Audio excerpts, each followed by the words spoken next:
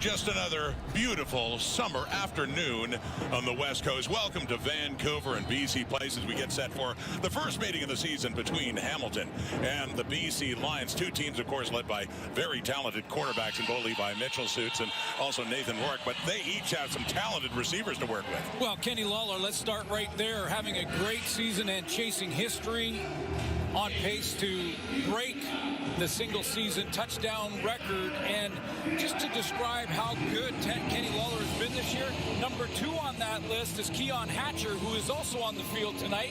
He'll be the number 1 target for Nathan Rourke. Lawler's played 1 less game than Keon Hatcher and still leads the league. Buck Pearson, his first season as a CFL head coach, looking to get back to 500 after a loss to the Riders here a week ago. And Scott Milanovich, in his second season as Hamilton's head coach, got off to another slow start with 2 losses to West Division teams, but then won 4 straight against the Eastern rivals, Montreal, Toronto, and back-to-back over the Ottawa Red Blacks. So Hamilton has something going now. Milanovich had said all along early, starting the season better was so important for them to turn things around. There's Seven McGee back for the football to get it started. The Lions won the toss. They want the football. Why not with these 2 offenses? The 2 most explosive ones so far in the Canadian Football League. And see what they got today in perfect conditions here. The roof open at BC Place. There's Mark Leggio to get things started. Well, as our old friend and colleague Rod Black used to like to say, get ready for a cat fight. Got one here with the Lions and the Tiger Cats. Week 8 continues. Underway off the foot of Leggio. Down for Seven McGee, taking it just inside his 15.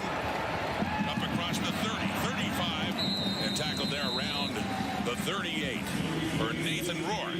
Another 300-yard-plus game last week, but a loss to Saskatchewan, Suits. Yeah, 15-10 in Nathan Rourke's career. His win-loss record versus Hamilton, he's 500-1-1, and 3-2 this year.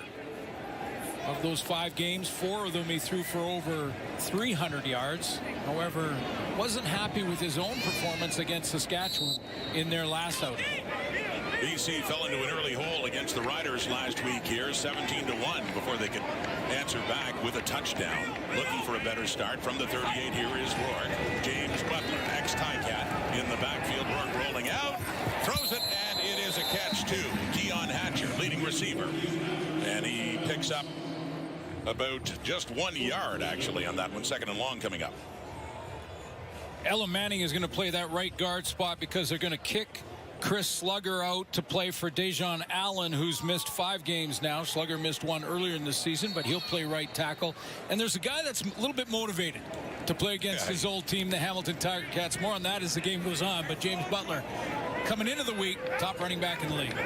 Lost his job to Greg Bell last year and ended up being let go and signed back with BC. 2nd leading rusher in the CFL, but they're throwing now. 2nd and long. It is caught, a first down, 2. Up across the 50.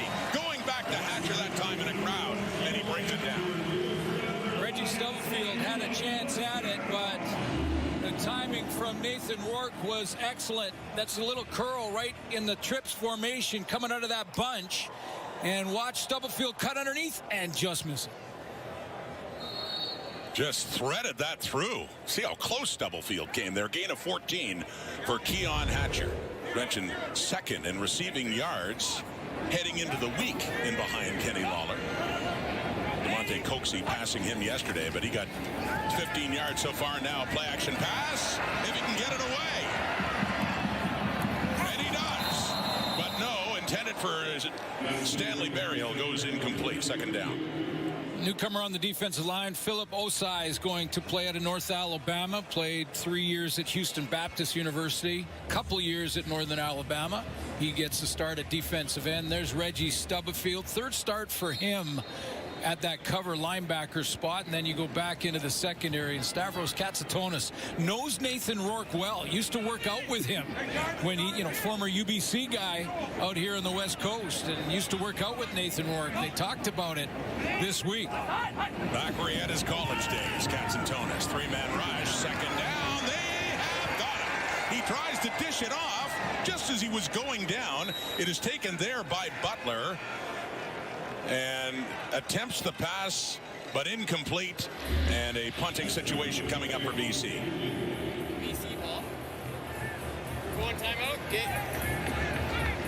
Looks like that is Philip Osai coming off the edge. The ruling on the field is an incomplete pass. It's third down. That was a forward pass, even though it was underhand and was forward. So smart for James Butler to go and make sure of it anyway. But that was a good speed rush off the edge by Osai, playing against Chris Slugger, who is normally a guard. Dejon Allen has missed 5 games. A little movement at the line. The Lion steps back before the snap of the ball to Carl Meyer to punt it away. It's like 5 more yards back for BC. Procedure. BC number 43. It's 5-yard penalty. Remains third down. Terrence Gagne flagged for that procedure call. The referee today, Tim Croker. So pushing the ball back to the 48 of the Lions, and South African punter Carl Meyer to get it away, standing inside the 35. Tim White and the explosive Isaiah Wooden back, and it's heading White's way down inside the 10. Good punt, 54-yarder by Meyer. Good coverage too by the Lions as well. Coming in is Adam Konar to make sure there's no return there. Oh, Levi Mitchell. This seems to be getting younger. Leading passer in the Canadian Football League and now in the top 10 all time. Getting set to go to work here at BC Place.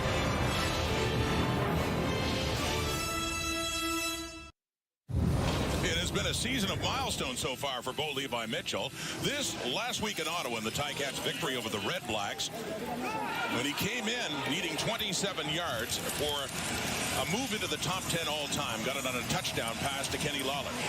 Yeah, right here past Tracy Ham to move into the top 10 all time. He's got Doug Flutie in his sights now, just 520 yards behind Doug Flutie, who was a former BC Lion. Well, he'd be pretty happy to do it today, wouldn't he? Yeah, that'd be quite the night. Let's see what he does. Throwing now on first down. Opening possession, Ticats. It is complete. And it is... Oh, it comes out. Keaton Brugling had it. Lions trying to touch it before it goes out of bounds. It is BC football. It was Mitchell to Brugling, who was trying to get a few more yards, but coughed up the ball, and right away, BC is set up in the Ticat zone. Keaton Brugling was out in the flat all by himself, so the decision to go there was a good one by Bo Levi Mitchell.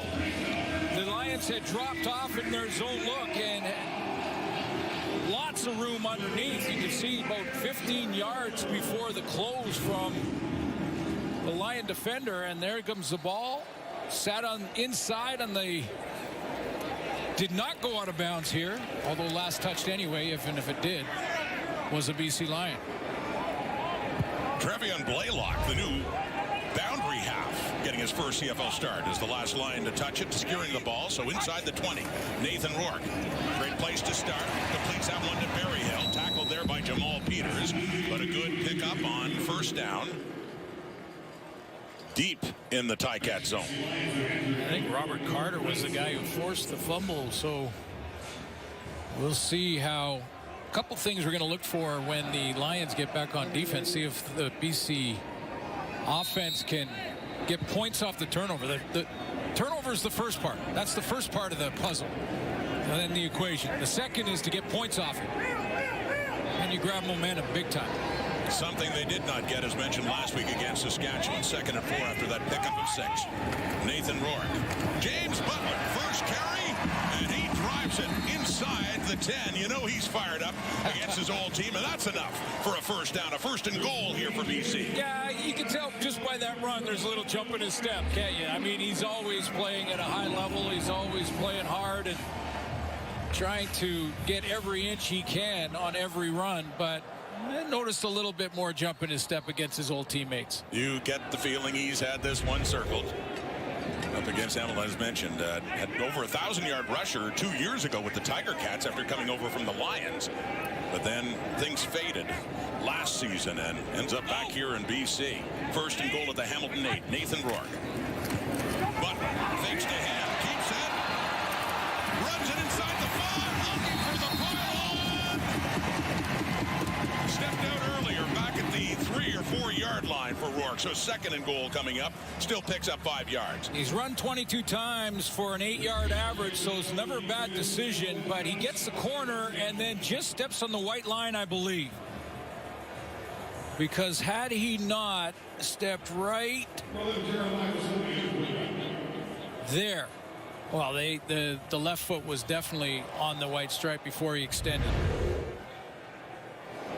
So close for Rourke, but a second and goal coming up, and he takes a break. Short yardage now. Jeremiah Masoli is in. BC with only 14 points in the first quarter. Masoli, Butler, touchdown. Oh, Butler will take that, won't he? James Butler against his old squad. An early initiative after the turnover by the BC Lions. Points off turnover is big. You get the momentum, sudden change, good field position, and yeah, just watch the celebration to figure out whether or not James Butler had this one circled in his calendar. You can see it. Got that right. Still celebrating big time. This means a little bit more. You can tell he doesn't have to say it. So 4 plays and 19 yards. We got it out of him in the Zoom. We got it out of him. Oh, yeah. We'll talk more about that as the game goes on. But, yeah, you can be sure it means a whole lot to him. So after that fumble by the Ticats, the Lions make them pay. That's how it started out in the opening possession for Hamilton. Bo Levi Mitchell to Keaton Brugling. Good defensive work here by BC and Robert Carter to strip the ball. They take over. They cash in. Butler does it. 7-0 BC.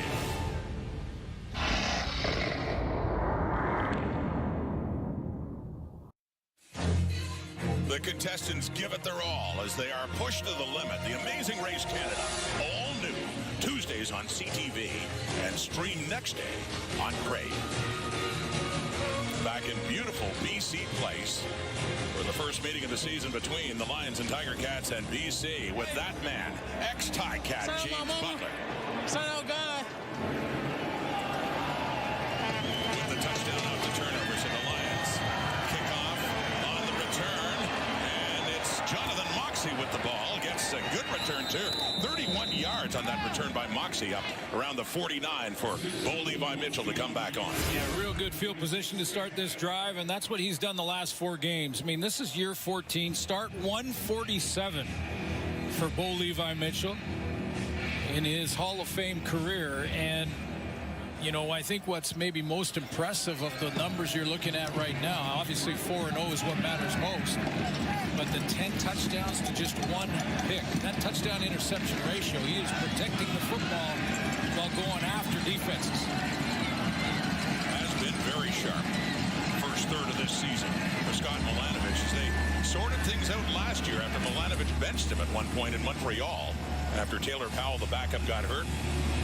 It was Mitchell coming back in, and it just was different. The chemistry, everything about it, as Mitchell adjusted and into the Milanovich system, started to take off. He was in the running for MOP for the Ticats, even though they didn't make the playoffs. Had a very good year and a great start so far here. 1st and 10. Greg Bell, the running back, takes that short pass and makes something out of it. A late flag comes out as he has first down yardage inside the BC zone. Holding. Hamilton number 88. 10-yard penalty. Remains first down. Tyler Tarnowski is flagged for the hold. That negates that pickup. He's still trying to argue his case as he goes back to the huddle. But he is in that number 2 spot to the 3 receiver side with Lawler underneath trying to find a block. See the takedown. He thought he got taken down. Loses the argument, pushes them back 10 more yards, and a 1st and 20 now inside their 40. Greg Bell back in the lineup after missing 3 games with a calf injury. Mitchell with time. Deep shot. Gets it to Tim White. And a big play for the Ticats offense to get it all the way down near the 35 of BC. Well, in the first few plays of this game, the BC defense has been playing their secondary way off. Now, this was second plus, so more than 10. So there's that usually happens where your DBs will give the receivers a little bit more room, but there are some gaping holes in this zone defense early on after a 35-yard gain by Tim White. White coming in. second receiver on Hamilton behind Lawler at 348 yards coming in, and add 35 to that total for White down to the 36 BC. Here comes Hamilton, and Greg Bell tripped up, gets about 3 yards. Bell, as mentioned, came on after James Butler was injured last year and did so well. They ultimately stuck with him. Brendan Borner missed the last 2 games. He is back at left tackle, and that means their offensive line back intact. The other 4 guys of the 5 have played every game, and there he is. What a story he has been in the season he is enjoying right now. Kenny Lawler, can he keep pace? Touchdown record held by our very own Milt Stegall, sitting in every time he's watching a Hamilton game, he's going, oh, come on. Yeah. Well, even today coming in, he forgot his own name. Who is it? Who is it? Whose record is he chasing? Some guy used to play okay in Winnipeg, right, Milt? Here we go, 2nd and 6. Mitchell at the time completes it. No, Giovanni Robinson had it. Coverage coming across there, but it was Blaylock, but Robinson could not hang on, so a 3rd down coming up. Yeah, this is a new trivia. Blaylock is playing in there for Jalen Edwards Cooper at halfback, and talking to Mike Benavides, the defensive coordinator, this week about Blaylock. He said he's physical. So one thing, he's young, and he's playing against Bo Levi Mitchell. That's going to be a challenge, but he is physical. He has the longest consecutive field goals made streak in the history of the Hamilton Tiger Cats at 30, 15 for 15 this season. Here's Mark Leggio, 40 yards away. And make that 16 for 16 as the streak improves to 31 for Leggio. And so, Hamilton answers back with a field goal after the James Butler touchdown to open things up. Yeah, he's fired up. And BC is about to get the ball back, leading 7-3. It's not the first time James Butler has come into this stadium motivated to take on an old team. It happened 2 years ago when he was with Hamilton. And he made the Lions pay. He had a touchdown rushing, a touchdown receiving. There he is at a shotgun, taking it in. Fired up this time the other way around. Let's head down and say hello to Farhan Lalji. Yeah, thanks, Rod. You got to go back to last season when the Ticats were 2-7 at the time. James Butler got benched. Bo Levi Mitchell got temporarily benched. And at the time, Butler said he understood that it was just part of the business. He knew that he was going into the last year of his contract. Greg Bell was younger. But when we pressed him, he admitted he had this game circled on his calendar. So much so, his mom, Cornelia, is here from Chicago. She had this game circled as well. But, you know, he talked about the fact that when that went down last year, he felt like his career was over. He felt like he was an afterthought around the league. So when the Lions gave him an opportunity, he wanted to take full advantage. But he says, if you thought I was upset for that game, you ain't seen nothing yet.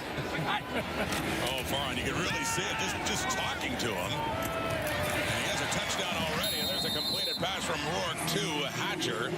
And Butler with 8 yards rushing in this game, but he does have that touchdown. You see the reaction to it. And along the ground, see what he's done so far. Now second to Dedrick Mills, but right up there in rushing in the CFL. Yeah, came in leading, and then they just played different number of games, but now they're all at 7. Here's Rourke with time, dancing around, escapes the pocket on this 1st and 10 at midfield, and he takes off. He's still going. 1st down, waltzes into the Ticats zone and down to the 35. Yeah, it was great when we were talking to James Butler, and he was just trying to be so professional with all of us. He was trying to go, you know what, it's a game. I was happy to get back here with Nathan. That was a big part of the decision, but as Farhan mentioned, he thought, is this it for my career? And I think for him to get out in there and get a block for his quarterback against his old teammates, and then finally, I think it was Farhan. It was. Finally said, come on. Yeah. You're not, and then he went off. Yeah, I was being diplomatic, and he was being diplomatic back then. Farhan got the truth from him. Here we go. Here we go again. There we go. Keeps his feet inside the 20, inside the 15. Here we James go. Butler is running hard, and Mom is loving it. 23 more yards for the ex-Ticat. Yeah, got a big block for his quarterback on that long run to get him plus territory. And how about this? Little jump cut there, bounce back to the inside. Takes on a couple of tacklers, and Mom, come on, son. Here we go. I can relive. She's going, come on, baby. Come on, baby. That's fantastic. I'm sure she once had a Ticat uniform, but I have no idea what's happened to it now. All Lions with the 7-3 lead, and James Butler, big part of that. Heading down near the Ticat zone. Second time in the red zone. Faking to Butler, rolling out to the right as Rourke completes that one. And that's down to the 5. That's Riley Pickett, the fullback, with a rare touch to get it down to the 5-yard line. After that run by James Butler, now play action means a lot to the defense. Now the defense is keyed on that little play action fake right there. That pulled the D-line right to James Butler, opens up the roll for Nathan Rourke, and he gets it out there to Riley. For his first catch of the season in his 4th year out of the University of Saskatchewan. So Brent Monson and that Ticat defense getting challenged again. The last time it was after a turnover. This time the Lions have had to work their way down the field a little bit more. 2nd and 3 at the Hamilton 5.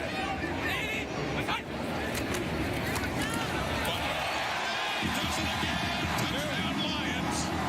Second touchdown James Butler. There's 2 from up.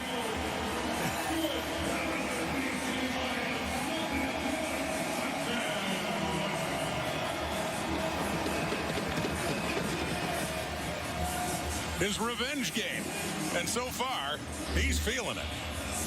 Yeah, off to a good start, and that run by Nathan Rourke with the block from Butler equally as important in this drive. But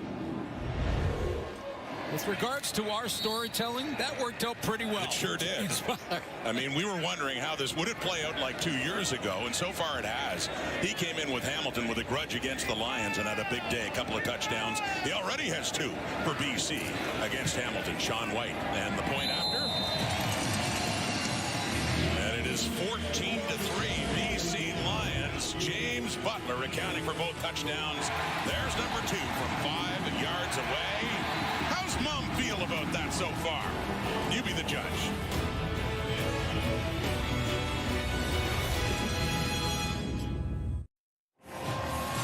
We've talked a lot about James Butler so far. We expect to talk a lot about this guy, too, at some point.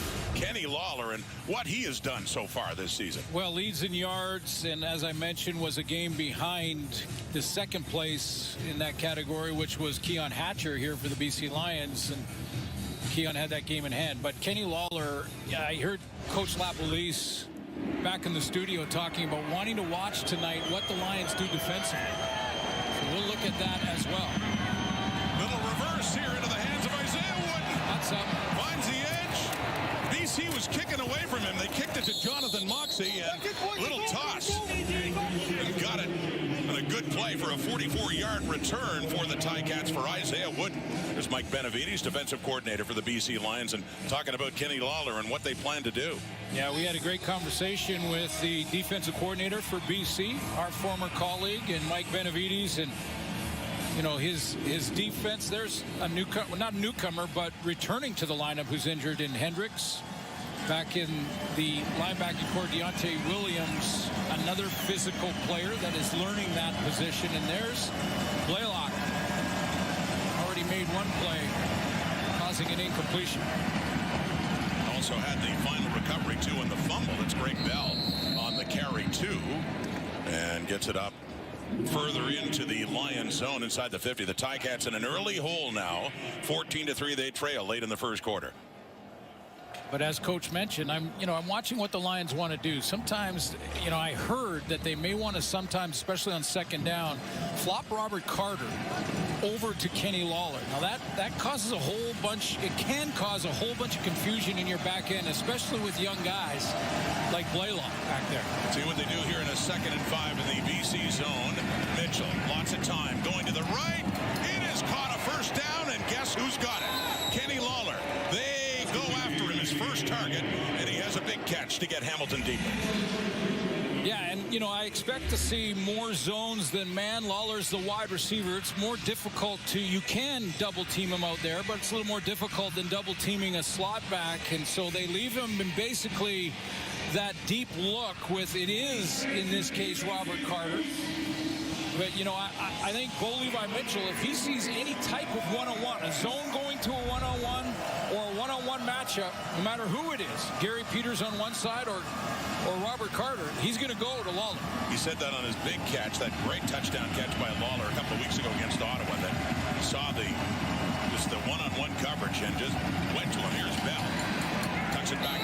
gets it inside the 20 on that first down play. Greg Bell back in, as mentioned, after missing 3 games. And I won't be surprised to see Hamilton run the ball here probably more than normal for Scott Milanovich, in that the Lions rank last in the league against the run defensively. So, you know, when you look at those numbers, it just makes sense to test that run defense, see if they can hold up, especially on first down, and opens the playbook for Bo Levi Mitchell, as we've said many times. It's the deepest the Ticats have gone. Inside the 20. Second down and 2, and Bell and coming up. Well, they were solid against the run that time. The leading tackler in the CFL, Micah Alway, comes in. Yeah, Micah Alway with a big hit, and Dwayne Hendricks is going to help with that run defense and trying to make improvements in that area for Mike Benevides' group, because Hendricks is the big man in the middle. He's a defensive tackle, and kind of like an offensive line for a quarterback, a defensive line can really help a middle linebacker scrape to the football. So when you have Dwayne Hendricks taking up all the double teams and the big-on-big blocks up front, then Micah Alway can flow to the football and get to Greg Bell. 3rd and 2, and the Ticats are going for it. 19-yard line. 32 seconds left in the opening quarter. And Mitchell's going to throw on 3rd and 2. Deflected at the line of scrimmage, but it is caught anyway. For a first down by Tim White. Alertly grabs it, and a good break for the Ticats after it was deflected at the line, and they still get what they need. 6-yard gain. Well, it worked. It worked. But I don't know about this decision. I mean, I'm taking the points that deep, but I get it. You know, you're down the scoreboard by a couple of scores, and you want to try to, in 3rd and 2, show some confidence in your offense and your veteran quarterback to deliver, but that was close. It was Hendricks who got his hand up to deflect that ball, but to no avail. Final play of the first quarter. Hamilton pressing. Back on the ground. This time it's Johnny Augustine inside the 5, still on his feet. They're pushing it down to about the 2. Augustine, who got a lot more touches with the injury to Bell these last few weeks, gets his first chance here at BC Place, and he gets them close, 11 yards. And the second quarter will begin with a 1st and goal coming up here for the Hamilton Tiger Cats, who have fallen down early, thanks in large part to that man with his mom cheering him on. Butler, 2 touchdowns. BC has the lead. Ticats are threatening. Through one quarter all season long, the BC Lions had a total of 14 points. They've done that in one game here. First quarter leading Hamilton by a score of 14-3. Yeah, and I think we're matching scores. You look at both of these offenses and both quarterbacks, starting receivers, top running backs like James Butler, except for the self-inflicted issues from the Hamilton Tiger Cats. A fumble that gave the Lions real good field position in that first touchdown, and, you know, just a drop pass that ended a drive on Bo Levi Mitchell in one of the second drives of the game for the Ticats. So other than those self-inflicted wounds, we probably have a 14-all game. Yeah, it's been, I mean, Hamilton's they can move the ball. They're showing that. They got a 1st and goal to start the second quarter, the 7th play of the drive. And so BC's defense being tested now. They have the 14-11 lead, but here come the Ticats. Right down at the 2. Greg Bell again. Nowhere to run. Loses a couple. Good pressure in the inside. See Christophe Beaulieu in there, but good work in the defensive front for BC. Yeah, Mike Benevides raved about Christophe Beaulieu and his young season starting in his 2nd year in the Canadian Football League. 3rd round draft pick by BC back in 24, and said this guy's playing at an all-star level. See, Jonah Tavai was the one, the tackle inside that also stopped Greg Bell. So push back to the 5 for a 2nd and goal after that 3-yard loss. Call it the 4. Mitchell to pass, under pressure, gets away. He's going to take off, and he gets down to the 1. So we get a 3rd down coming up. He does get 3, but still not in, and a big 3rd and goal coming up here. Scott Milanovich will go for this. There's no question about that. He doesn't run very often. But I don't think that ball crossed the plane, no. So some big guys are coming in now, and a 3rd and goal, Ticats. And for Milanovic and Hamilton, second time in this drive they've gone for it on 3rd down. This is where the leading tackler in the league coming into this game tonight, Micah Alway, tries to go up over the top, short yardage. Jake Dolegala's the quarterback. And the tall QB lunges across, breaks the plane, and the Ticats have their first touchdown of the game. Dolegala in for short yardage. Touchdown, Ticats. Well, down here, it's about who gets lowest, except for those linebackers coming over the top. And Micah Alway did exactly that, but Dolegala got underneath it. Get Alway number 3. He's going to time this up, come up over the top, and then just miss. Because Dolegala got underneath him. He couldn't grab the shoulder pads. Dolegala gets in. They remember him here. He had 1 year here with the Lions last year, starting his career with Saskatchewan, had a couple of years with the Riders, and 6 foot 7 inches tall, lunging across, using that body to pick up the first touchdown for the Ticats. Point after pending here for Mark Leggio.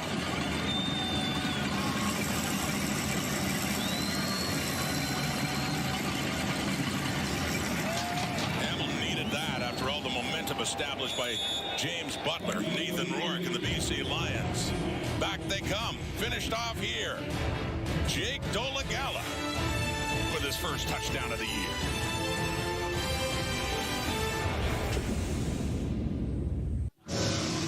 Welcome back to BC Plays. This is a great touchdown drive by Bo Levi Mitchell and the Hamilton Tiger Cats. Goes 9 plays, 53 yards.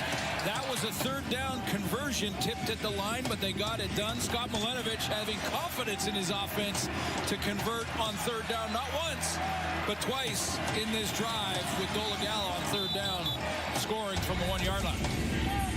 For Jake Dolegala, his second rushing touchdown back, starting some games with Saskatchewan in 2023. So closer game now. 4-point lead BC after the Ticats touchdown. 7 McGee at the 30.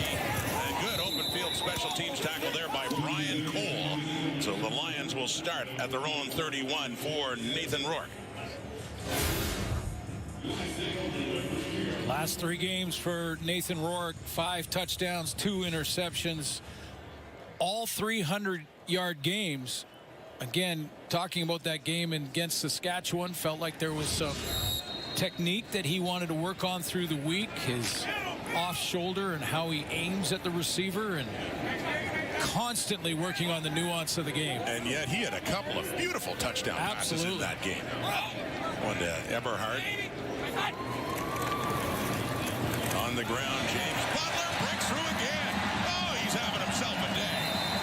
As Julian Hauser's the last one there to finish off the tackle, but 17 more yards for James Butler. Already has a couple of touchdowns. Well, it's blocked up nicely at the line of scrimmage by the O-line. It's a big group, so there's an extra blocker in.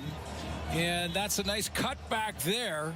And then it's a one-on-one, and as a DB, that's a bad position to be in when you're Jamal Peters, and you got all that space, 65 yards wide of field, and a top running back. Just what you're trying to do is flush them to your teammates.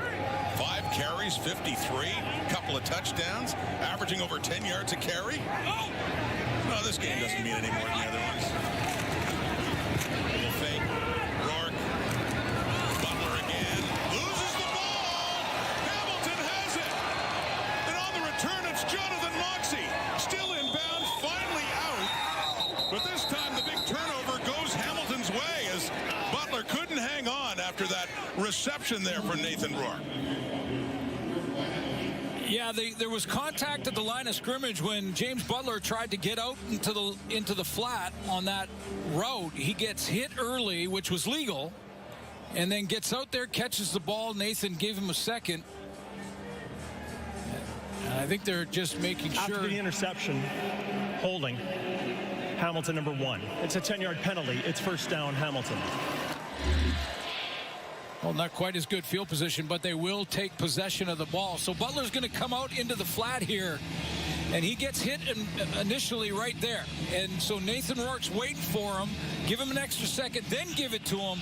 And both fumbles, one by Hamilton early in this game, giving Nathan Rourke good field position, and that one by James Butler, those are takeaways. Not mistakes by the offense, but takeaways by the defense. And it was rookie middle linebacker Devin Verisak forcing the fumble by James Butler. So with the penalty, they'll scrimmage a little further back, but still in the Lions zone at the 35. There's Jonathan Moxey. Started his career with the Calgary Stampeders. You good? Last few seasons with the Ticats on that return. So back to the 40-yard line. Let me know when they live. Yeah, boom. Devin Verisak just keeps making plays. That middle linebacker spot. Great pickup in the draft for Hamilton, second overall. Ticat football, trailing by 4.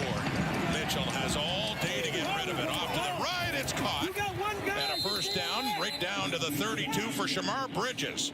Hamilton's top rookie in 2024, not getting targeted as many times this year. Well, it's the reason they call it takeaways, giveaways. You know, when you just drop it basically on your own, or you don't catch it, it bounces up, it's intercepted. Those are giveaways. The offense has made a mistake, it's a giveaway. Now, James Butler feels responsible, obviously, but Verisak made that play. He tackled not only the tailback, but the football as well, and knocked it out of there. So on that catch by Bridges, they're down to the 27. Early second quarter. 14-10 BC, but here comes Hamilton in scoring range again. And Mitchell has time. And he completes that one, too. Down, that's Brooklyn again, who had the catch earlier and the fumble, and down to about the 23. So about a 4-yard pickup. Second down coming up. That's a couple of plays made by Christophe Beaulieu down low. I bring it up because if you're bringing your safety down low, you might see a little bit of Jackson Finley, who's a backup safety, but a defensive back that can rotate in a lot of different positions. He's dressed it on the roster for the Lions as well. But if you're bringing your safety that low, that can open up things in the middle for guys like Kenny Lawler. The BC 23 and a 2nd and 6. Over the middle and wide open is Tim White. Has it down inside the 15. Another first down to about the Lions 12. So here we go. As Mitchell mixing it up, an 11-yard gain, and as said, over the middle he had White in a nice soft spot in the zone open. Now on the fumble and the sudden change, to win it now, the sudden change, Bo Levi Mitchell's got to score the major. For the defense to win on the sudden change, they got to hold and do a field goal. So second trip inside the 20 for the Hamilton Tiger Cats. And bouncing back nicely after that explosive start by BC. The turnover helping them as well. And looking to cash in the way that the Lions did in the first quarter. From the 12, high snap. And it is dumped off to Keandre Smith. It was a good pickup inside the 5. Upended there. First catch of this game for Keandre Smith down to about the 4-yard line. I think Ronald Kent Jr. slipped trying to get to this flat route. There it comes from the backfield, and he just stumbles a little bit, can't get there in time to limit this gain. Gain of 8 yards, Keandre Smith. Head over heels. He had a big catch last week to set up a touchdown. The winning points for the Ticats last week in Ottawa. Veteran of the University of Guelph. So down at the 4. It's a 2nd and 2. Ticats threatening again. Mitchell to the end zone, no. Looking for Smith again. Good coverage there by BC. It went too far. Third down, field goal unit coming on. That time, Hamilton moved Kenny Lawler into the slot back position.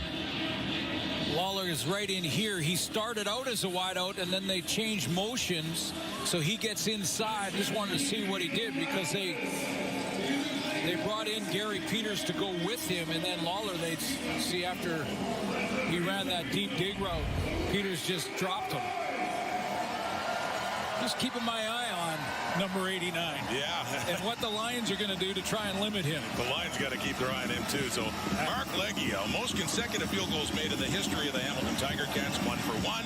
Make that 2 for 2 and make that 32.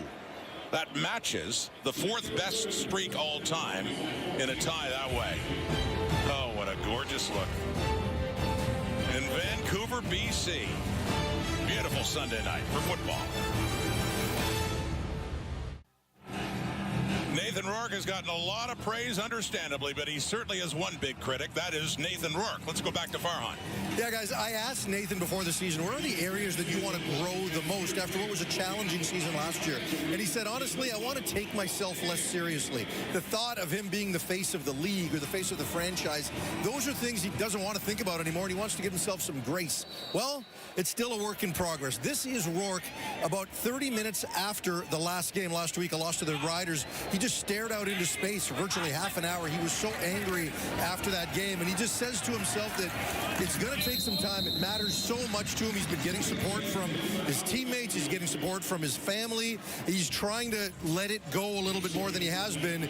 Buck Pierce told me that there are times when we have conversations where I've got to get him to stop talking about football, change the subject matter, but he is seeing some growth. And there was a moment in walkthrough a couple of days ago where the ball fell on the ground after a low snap. Normally he would have picked it up in panic. Instead, he just fell to the ground and started laughing. That's a big deal for Nathan Rourke, to not pick that ball up and try to do something even in a walkthrough. And Farhan, it's interesting because you could see, I remember him talking about that too, how he wanted to loosen up a bit, but just an intense competitor. Well, you know, he really is. And I talked about the detail and the nuance of the game and the fundamentals of the quarterbacks. And this is not unique to Nathan. I mean, every quarterback in the league has to be detail-oriented. I mean, you have to in that position. There's no question. But I started asking him about the Hamilton defense and what they might present. And he said, you know, I have a whole book on Brent Monson, just as a coordinator. Yes. You know, the Hamilton defense is one thing, and yeah, we break down the video, but I have a book on every defensive coordinator in the league. And you know, that's the type of the depth and the level of detail he's getting into. In fact, saying really, he's more fixed on the defensive coordinators going up against him as opposed to the players. It's fascinating. Carl Meyer to punt after a 2-and-out. James Butler carries, but still in the 3rd and 2 and a 50-yard punt. And the return by Isaiah Wooden. We got a close one here. 14-13 is the score. BC still on top.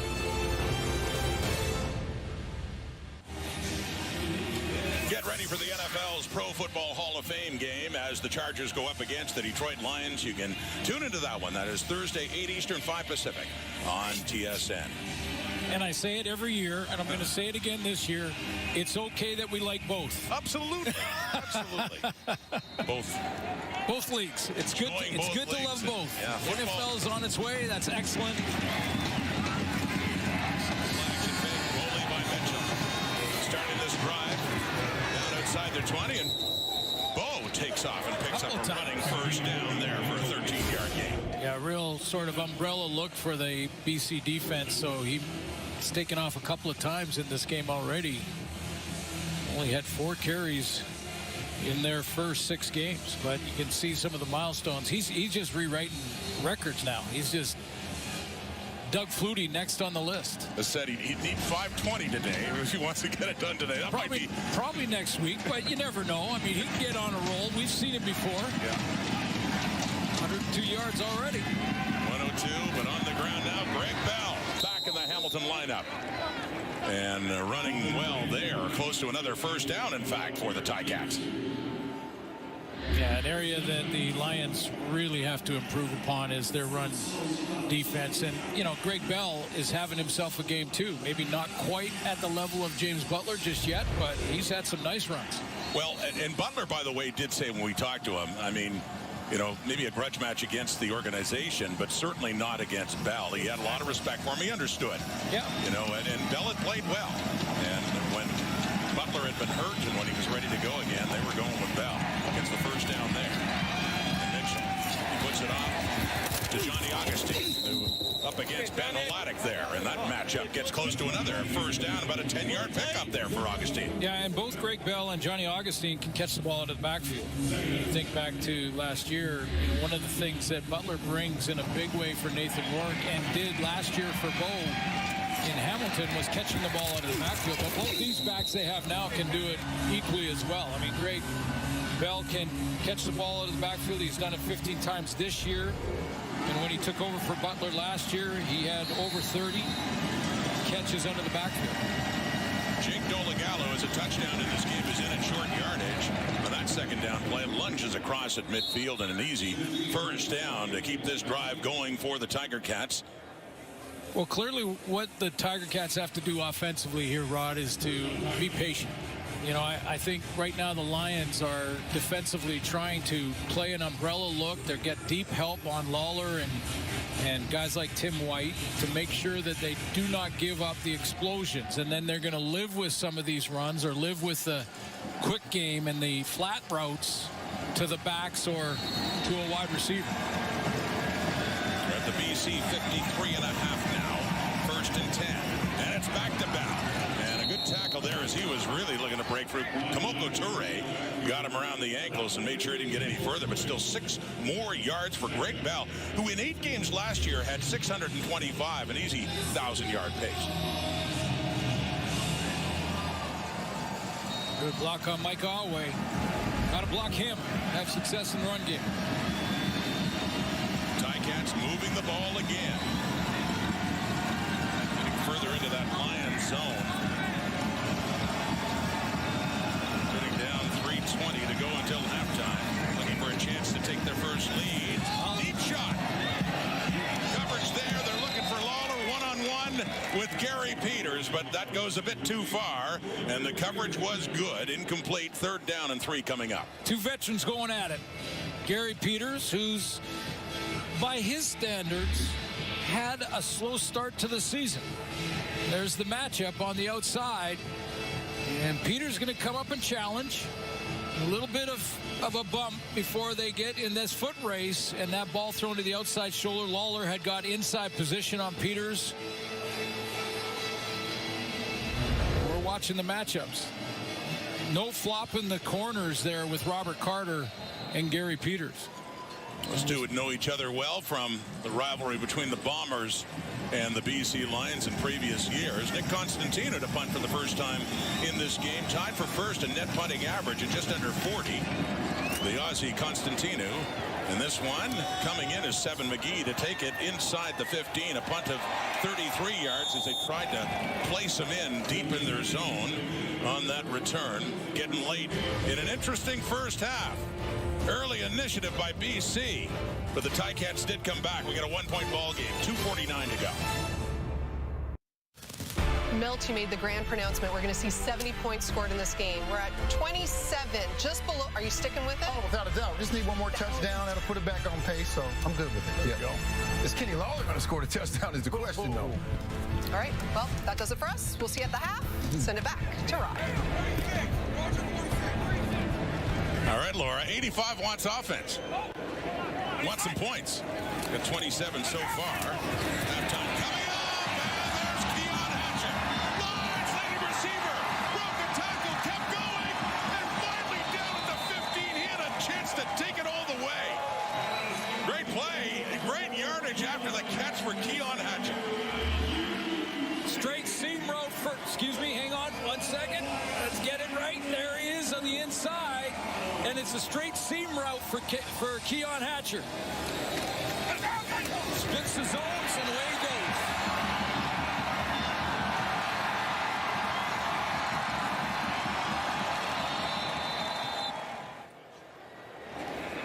goes. 73 yards, Keon Hatcher. Well, he came in 3rd behind Amonte Coxie and, of course, Lawler. And he's over 100 yards receiving in this game, moving up fast. 1st and 10. Taking the handoff, and Rourke. Reggie Stubblefield comes in and takes him down at around the 13.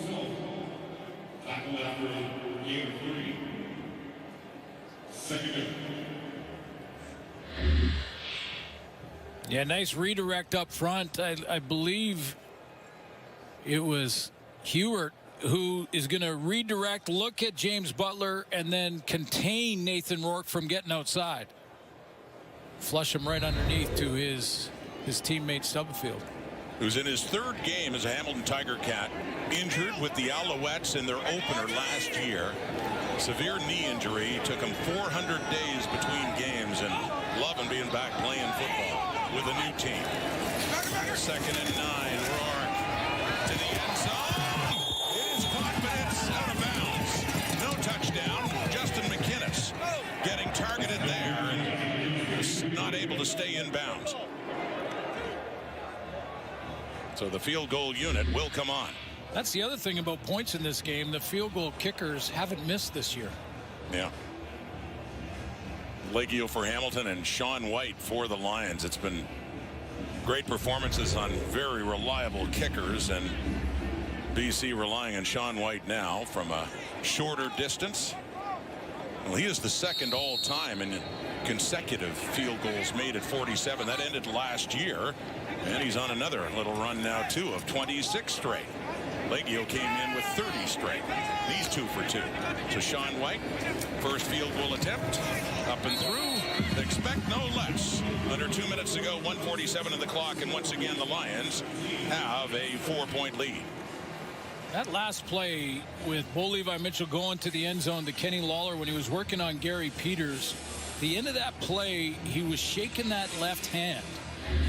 And as he walked off, he went into the medical tent. He took another look at it, and the left hand, it almost looked like he thought Peters might have a chance to intercept that ball. So he swung that left hand, maybe caught his face mask or something like that, because it looked like his finger is a little out of whack. Went into the medical tent, came out with some tape on the finger,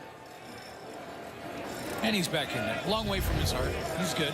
And hand's a valuable piece of equipment, too, for the Hamilton Tiger Cats, the way he's been using both of them so far. Hamilton ball, late in the half, down by 4, and Mitchell going back to work to Keandre Smith up near midfield and a first down. Now, this has happened before. You go back to that game early in the year against Toronto, and he also had a hand issue there. And as you just mentioned, it's such an important piece of equipment for a receiver, but doesn't seem to bother him. He had 3 touchdowns in that game, over 200 yards receiving. Yeah. There's Keandre Smith, who's getting more attention right now in this second quarter. Another catch for him as they're working it down. A gain of 7, 2nd and 3 coming up. 1:26 on the clock. Yeah, lots of time to get into at least field goal range, but Bo Levi Mitchell's thinking more than that. You can guarantee that.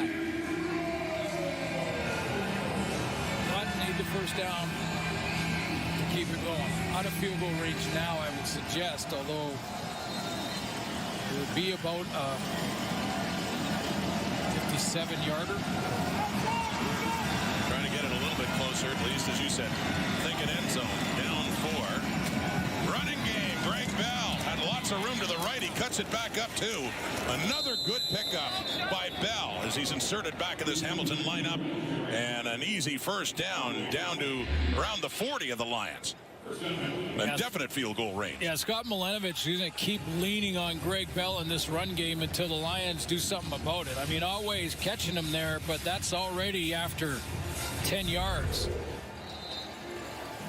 And if they keep getting the linebackers closer to the line of scrimmage, that's when Bo starts to go play action. 1:09 on the clock. Mitchell, lots of time. Deep shot again. Come on. What a pick by Robert Carter. A Brendan O'Leary orange. Oh my goodness, what a catch by Carter. And the drive ends there. Did he catch that? Wow. Just a crazy pick by the rookie out of Robert Morris in Pittsburgh. Sports Center, get ready. Wow. This is an unbelievable catch. Oh my You goodness. gotta be kidding me. One hand.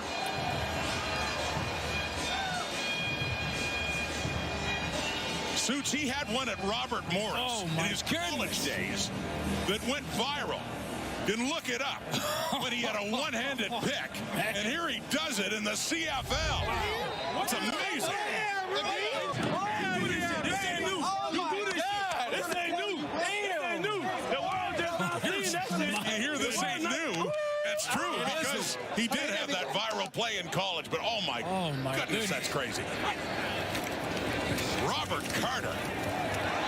And now James Butler. Back to you. There's time for field goal range. 16 yards, lots of time. They're up across the 45. Now the tide has turned so quickly. Let's go back. I might just call for this play a few times before this game is over to take another look at it because, man, that is some kind of athletic play. First of all, climbing the ladder as high as he did and then bringing it down with just the one hand. Wow, what a catch. Secures it with one hand. Interception in the end zone. Back to Butler. Okay, one more time. Let's go. Why not? Not going to get tired of watching this. Ticats might. Just up over a tall receiver in O'Leary Orange and didn't even bring the right hand in at all. Didn't need it. O'Leary Orange must have been thinking, that's my ball. What'd you just do? Oh, man. Holy smokes, that's amazing. Yeah, Robert Carter. Nice. The 49 clock ticking, though, 21 seconds now. Rourke trying to get him in range. This will help. Keon Hatcher down to the 46. Longest this year for Sean White is 47. This would be a little longer than that. They want to get at least 5 to 8. Got to be efficient here now. Another quick hitter. There it is. There they get it. Inside the 40, the 35 down to the 31.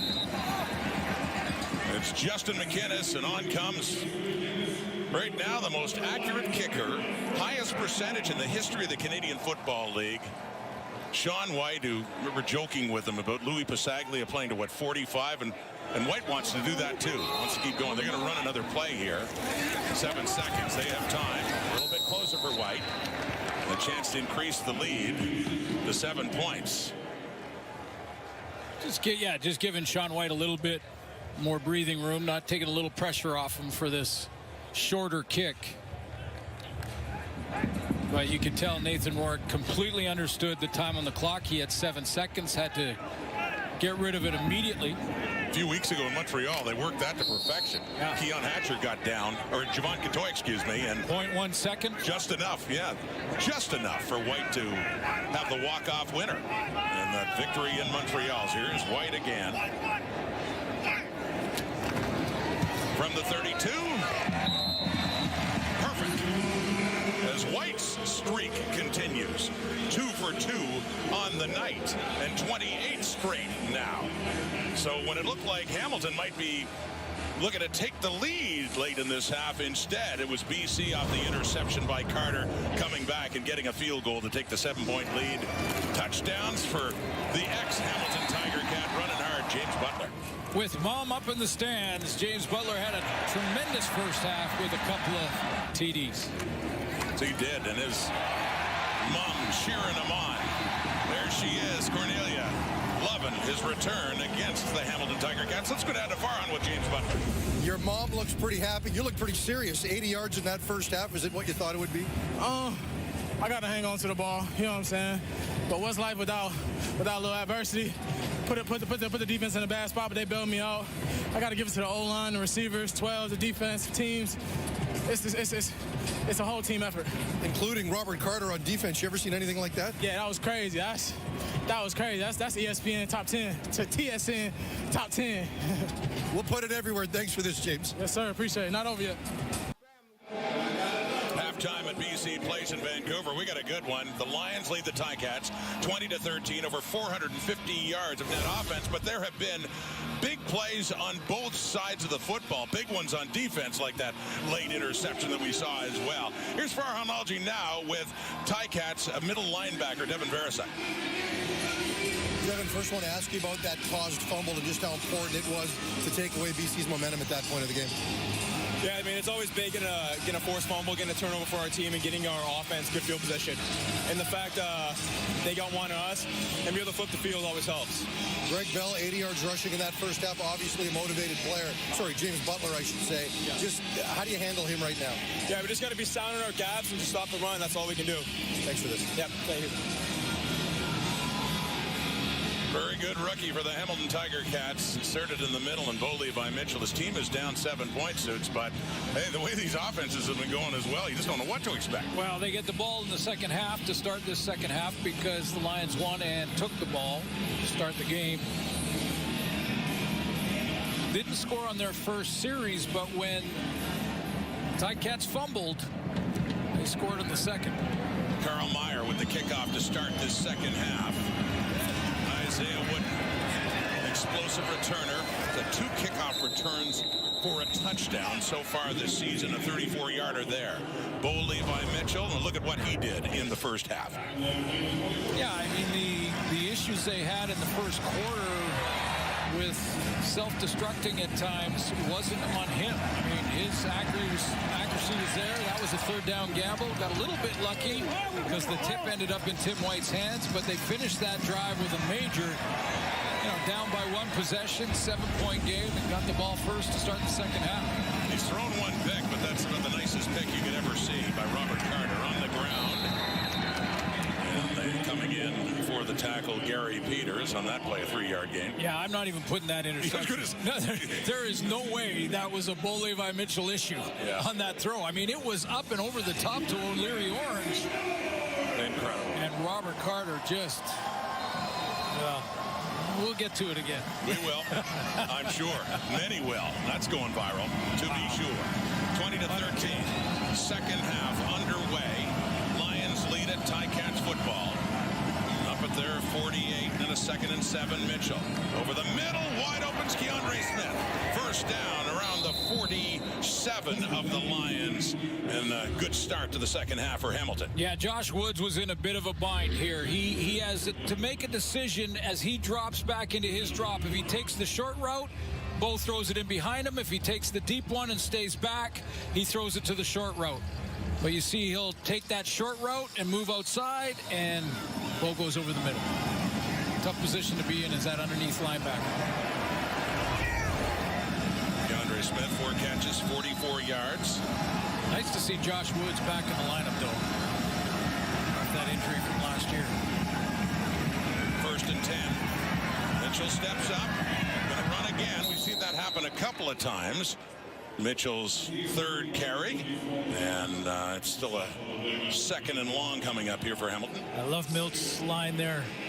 Bo Levi Mitchell hasn't thrown or run the ball like that since 2018 when he was a Stampeder. Yeah. Here.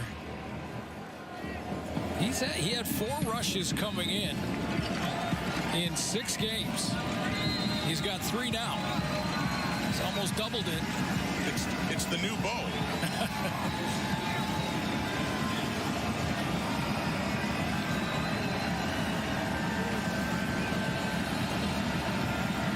BC 44, 2nd and 7 again. Looking for another 2nd down conversion. They've got it. Tim White again finding an opening to sit down, make the catch, take it inside the Lions 20. If there's an over, there's an under, and there's Tim White in the slot back. He's the over route. You're going to see an under come underneath that right in here. So there's an under, there's an over, and there's probably a post behind it too, and that's why Christophe Beaulieu couldn't come up tighter on that dig route across the middle. So White has 4 catches for 76 yards. And Hamilton is in business early in the second half. Opening possession of the 3rd quarter. Down to the 20 and a 1st and 10.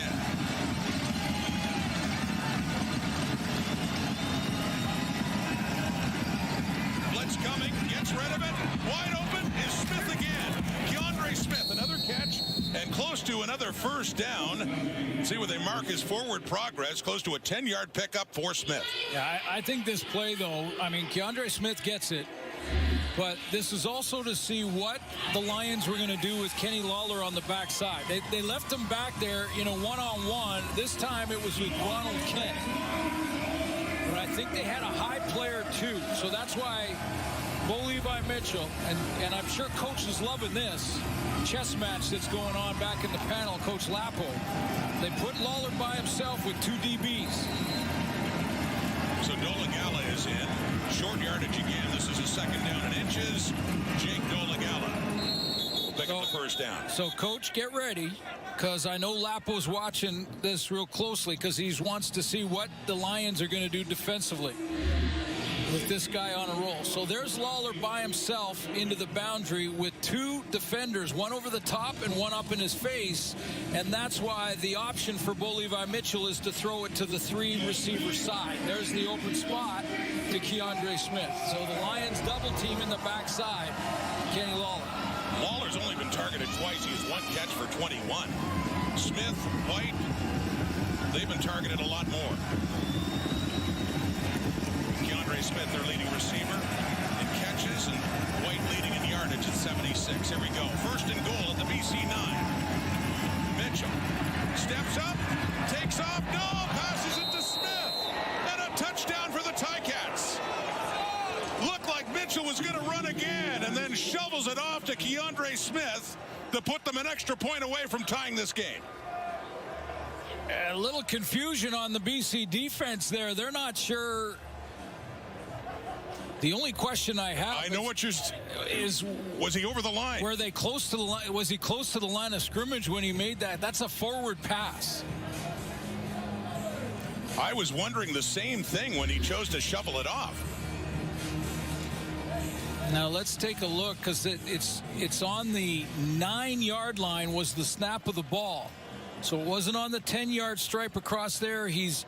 That foot is okay on the 9 when he makes the pitch. Wow. That's so close. As long as he's a foot in the line of scrimmage, he can pass it. He did. It's a touchdown pass. And the point after for Mark Leggio. And early second half, we've got a tie game. Keandre Smith, the favorite target of this night for Bo Levi Mitchell, including that shovel into the end zone for 85.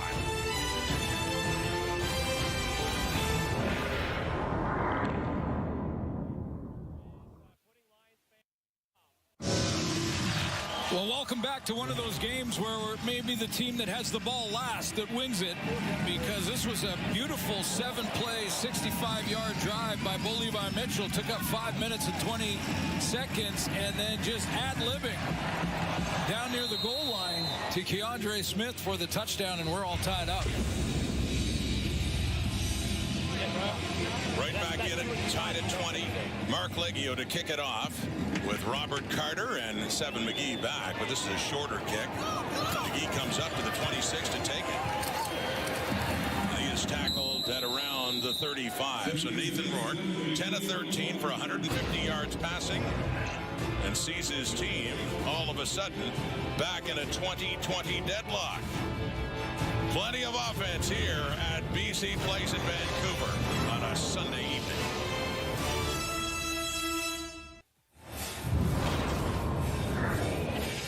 Nathan Rourke. Yeah, let's take a look at Nathan Rourke in the first half, Rod, because he was concerned with his accuracy in a couple of throws last week against Saskatchewan, but it's back, and so is he. Some excellent throws in that first half. This is a deep one to Keon Hatcher. Now in a 2020 tie and throwing in first down, Stanley Berryhill. He turns it up midfield and to the Ticat 50, and quickly Rourke and the Lions offense answering back. Stanley Berryhill made this play by coming back to the football. It's a fundamental receiver drill that you do all the time in practice. You got to come back to the football. Don't wait for it and stay on your out. Come back towards the line of scrimmage, and that's what Berryhill does on Jamal Peters, because Peters cutting underneath, and he comes back 3 steps towards the ball, steals it from Peters, who thought he had a pick 6, and a 25-yard gain. Up to the 50 of Hamilton. James Butler, solid day against his old club. 80 yards heading into that carry for Butler. Nathan Rourke on pace when you looked at those first half numbers for another 300-yard game. That would put him in elite company with 13 300-yard games in 25 starts, 52%. Look at those names. Jeremiah Masoli, by the way, the backup quarterback here in BC. AC, Doug Flutie at 58.3. Bigger sample size for Doug at this point. Yep. Nathan just starting his journey. There's Jeremiah's had a couple of starts this season, but it's a very productive years with Hamilton. 2nd and 9. Throwing again, and it's caught inside the 40. That's Javon Catoy with his first catch of this ball game and another BC first down. Just so consistent, Javon Catoy. I say it every game, but I feel like he can explode and have multiple 1,000-yard seasons. He's just understanding the game, the spacing. Rourke steps up under pressure. He will run down to the 30, but the 29 for Nathan Rourke, who's not afraid to tuck it in and take off. 6 yards for Rourke. Yeah, and I'm going to talk about the decision at the end of that as an excellent choice. And if all the other quarterbacks in the league are listening, get your butt down and hook slide. I was joking a little bit about Nathan, and I'm talking to all the quarterbacks as you guys do throughout the week and saying, hey, listen, you're ruining our shows when you guys get hurt. That's what it's all about. Yeah. Down to the 29 now. 2nd and 3. Backed up Butler. Pushing hard enough to get what looks to be another BC first down. But in all seriousness, it's a long season. It's an 18-game regular season. We have elite quarterbacks in the league. We hope the best to get Vernon Adams back in Calgary after taking that hit and not being able to finish. It sounds like it's good news there. We have some elite passers, and I think your team can live to survive another day if you hook slide short of the first down. Better to see him on the field. Exactly. Sure, 1st and 10 quickly. That's McInnes. Justin McInnes, his 2nd catch of the night. The leading receiver in the Canadian Football League in 2024. Yeah, and sort of hit and miss this year. I mean, he's done a nice job in those 2nd down catches. He has 10 of them in the money catches. So Rourke has found him, and so has Masoli when he played those 2 games. But the last couple of games, he had just 1 catch. So not a lot of targets. Just a different pace than we saw last year, which was such a breakout season for Justin McInnes. Short yardage now. And Masoli is into taking it. A flag comes out, needing to push it to about the 15, and looks like they had it. So we'll wait and see what this flag is. We talked to Nathan about Justin McInnes, and are you looking, when you look back at games, are you looking to see if Offside, Hamilton defensive line. It's a 5-yard penalty. It makes it a first down. If there's other ways to get him the football, and he basically said no, there's been opportunities, and he went back to the SAS game, and as Farhan mentioned and how Nathan is, he was talking about how he missed him on a couple of throws that would have changed his numbers in a big way against Saskatchewan. So he said he's doing his thing, he's open, it'll eventually get there. And with the penalty, pushes them 5 yards closer. So BC right back and threatening after the Hamilton touchdown. Tie game. Here come the Lions. Play action pass. Rourke running out of time. And they got him. Nathan Rourke gets sacked and pushes him back a little further now. First sack of this ball game. Take a look where that pressure came from. It looked like it was a secondary blitz with Reggie Stubblefield. He blocks and then he adds in, or not blocks, but he sits there at the line of scrimmage and then adds in to the pressure, and he's the guy who finally gets there. He didn't see anybody get out of the backfield that he would have had to cover, so he just makes a split-second decision. I might as well go after the quarterback. And you saw he lost the ball and got it back with Philip Osai chasing him down there as well. Hamilton 18, 2nd and 17. Almost a goal to go here for BC. It is caught at the 10 and down close to the 5. It'll still be a 3rd down, but they got a lot of that yardage back. Stanley Berryhill with the catch. 13-yard pickup. And decision time for Buck Pierce. I like the quick decisions that Berryhill's making. That cutting underneath that Jamal Peters possible interception on the early catch in this drive, and then that one. But Coach Pierce deciding to kick the field goal. So Sean White comes on. 2 for 2. Which I believe to be a good decision. Get that lead back. What about you, Coach? I agree. Yeah. At this stage of the game, they want to come away empty-handed. These offenses going back and forth. Look to get the lead again. Out and down and through for the ageless Sean White. 3 for 3 as he continues his consecutive streak. Beautiful Vancouver. When the Lions brought in Robert Carter Jr., we looked back to see if there were any great college highlight suits. I think we found one here against Delaware State for Robert Morris. Sick. Like, just... Well, here's a closer, and... I'm a Trekkie. He defied the laws of physics. But he can never do that again. Never again. How about now in the pro level? Wow. Oh, my goodness. Just. And then tuck and roll. Yeah. Ball never touches the turf. No insult to any other play we've seen in the CFL this season. That's number one. I think we'll tuck that at the top. For now, let's see. Here we go. Bo Levi Mitchell and off to Greg Bell. And on that catch, he picks up 5 yards. And BC taking the lead in their last possession by 3 points. Yeah, they may have to spy Greg Bell and just, whether it's a run play or getting him out in the passing game, just to hug the line of scrimmage a little bit more. He's putting together a real good game on first down.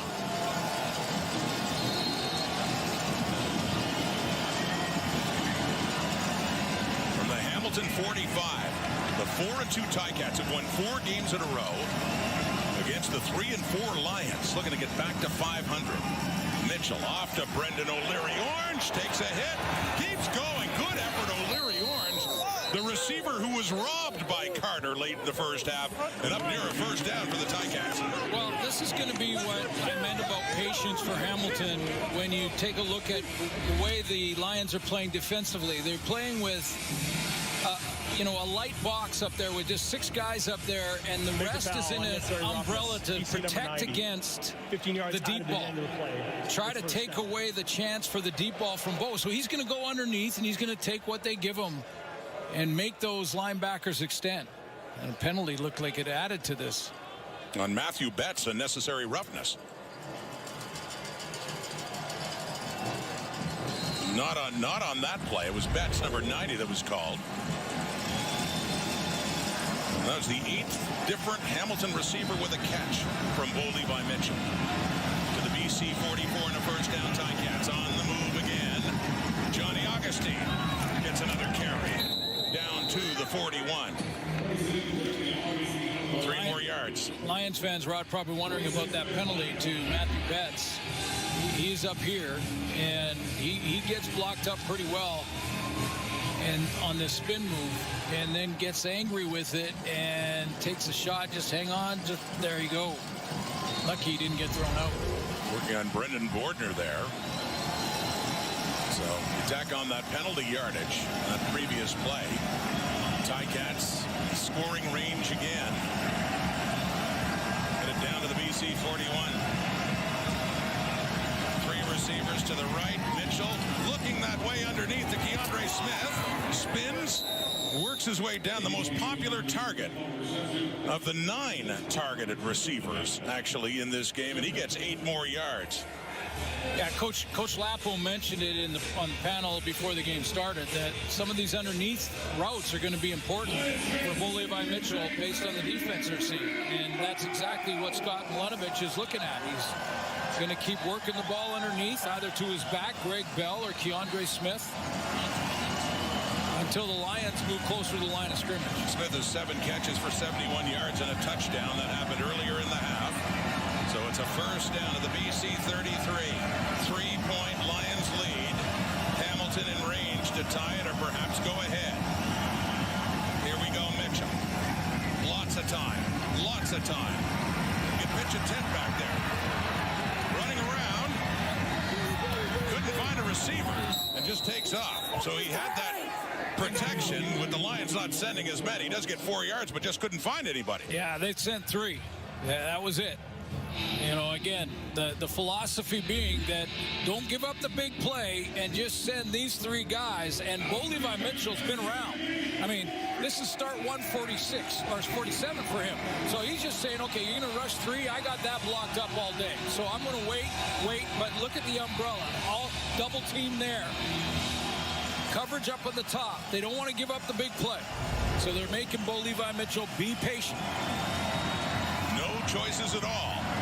Mike Benavides only sent those 3 as you talked about. So a 2nd and 6 now. Late third quarter, final minute. Has time again. Runs out of it, but gets rid of it, and it's caught. Augustine, first down, just out of bounds after he gets the necessary yardage with 50 seconds to go here in the third. Well, I tell you, that might have been his best throw of the night. Mitchell got hit pretty good as he was letting go of this, and he got it out there.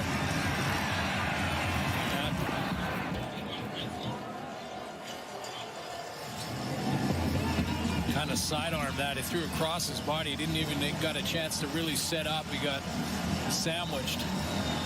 But he did get it to Augustine. Second catch for Johnny Augustine in this game down to the BC 21. Under 40 seconds to go until three-quarter time. Remains a close game, 3-point game. Hamilton on the move now.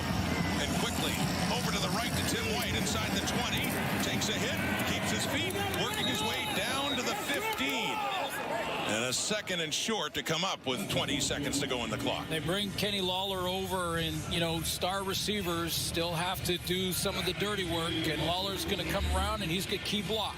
So he's going to come out from the backfield, come out here on the bubble screen, basically, or the wide receiver screen, I should say, and watch Lawler. He's up there, and he's got to get that block and make sure that defender goes inside and doesn't get the angle. 4th trip to the red zone for the Ticats in this game. They have a couple of touchdowns to show for it. Last play, third quarter. Lawler's got a one-on-one. The pressure's coming, gets rid of it. Into the end zone for Lawler. Gary Peters there with him. It sails incomplete. Yeah, Lawler's got a one-on-one. He had a one-on-one on the backside, and Bo found him, just couldn't connect. Mitchell saw it. Not this time, though, as BC keeps him out of the end zone. That time around with a 3rd down coming up and a field goal try for Mark Leggio to tie it up. Through 3. Lions up 3.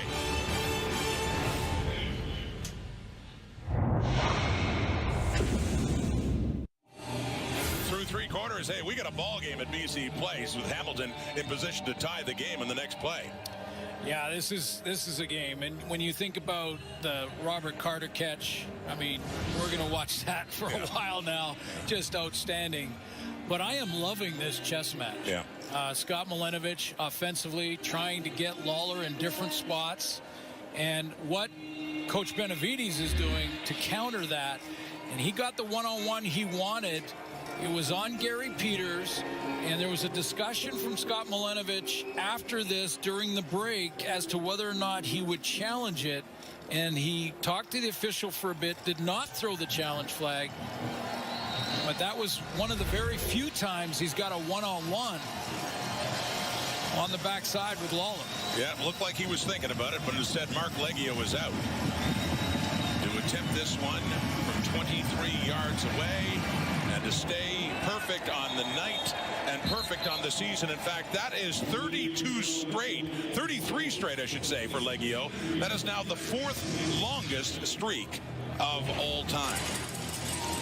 And this, remember this 3 weeks ago in Toronto? $1 million. Janari Grant had already a kick return for a touchdown. This is Isaiah Wooden in the second half. He does it for the second time this season. That's $1 million return. $1 million. And the Save On Foods contest for $1 million. The kick for Here $1 million. he is. And there he is, Roy Lister. My new best friend. Yeah. And maybe Isaiah Wooden's best friend now. Well, certainly Isaiah Wooden is a good friend to Roy Lister. As he got a chance to meet him and shake his hand and say, hey, thank you. Thanks for the $1 million. Yeah, thanks for the $1 million. That's outstanding. Literally, thanks $1 million. Man. So Roy Lister getting a congratulations. That was 3 weeks ago, but he got the check today. He got to meet one of the guys along with Janarian Grant, and the big part of it. Another catch for Javon Catoy. Isaiah Wooden, he suits in Calgary, getting things started. I mean, this is really his first full season. He got in a game last year. But returned one for a touchdown against the Stamps and then did it again in that Argo game. No one's ever had 3, by the way, kick returns in a season for a touchdown. Yeah, he is special talent, and one of the great aspects of our game is the return game. And look, it's 23-all. Special teams may be the difference tonight. We shall see. Early fourth quarter, pressure coming in Stubblefield. Right in on Rourke, who does get rid of it. The Stanley Berryhill, but they've got that covered up nicely, too. As it's Deshaun Amos coming in. It's actually a loss of a yard as Stubblefield was all over Rourke at the start of that play. Yeah, they've done this look, the Ticat defense a couple of times. Stubblefield looks like he's going to either sit at the line of scrimmage or drop, and then he actually joins the rush. This time he really didn't even hesitate. Nathan Rourke was able to sidestep that, but I think that throw kind of got Berryhill off balance. Really couldn't do much with it. 2nd and 11.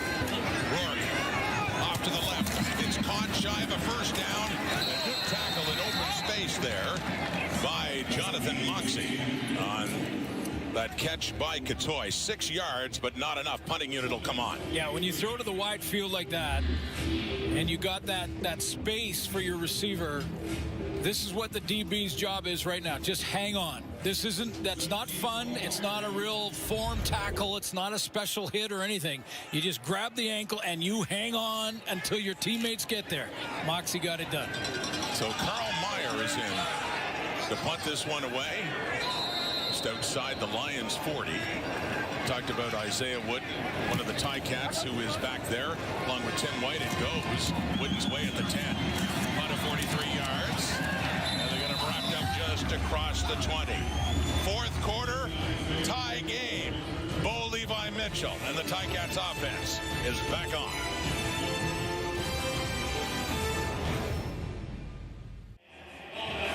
When Greg Bell got hurt, Johnny Augustine stepped up 85 yards on the ground last week in Ottawa. With more on him, let's go to Farhan. Yeah, born in St. Martin and raised in Florida, Johnny Augustine really had no intention of playing football. He wanted to be an MMA fighter. Then shortly before his freshman year of high school, one of his friends convinced him to give the game a try. He rushed for almost 300 yards in his first game, and he was hooked ever since until the following year when his family moved to Ontario. He was upset with the move, wasn't sure if he was going to continue, ultimately did. It landed him at Guelph, where he dominated in the OUA, and it's where he first met Ted Govaya, the Ticats GM, who was with him when the team picked him up in Winnipeg and then followed him here to Hamilton. Govaya told him, you're going to get a bigger opportunity to carry the football here. Talking to coaches before the game, they don't really feel there's a huge drop-off when Augustine plays because he's such a complete back, but he is loving the opportunity to have a bigger role and loves Ted Govaya's impact on his career. We're all thinking of Ted every week during the CFL season, guys. Absolutely so true, Farhan. Thinking of Ted and the moves he made, including that one to improve this Tiger Cats team. Augustine, several years in Winnipeg, backing up Andrew Harris and Brady Oliveira and really getting his touches after the injury to Greg Bell, the intended target on that previous play. Incomplete. Second down now. 23-23. Mitchell throws off to the left. Shamar Bridges trying to push his way up to the 30.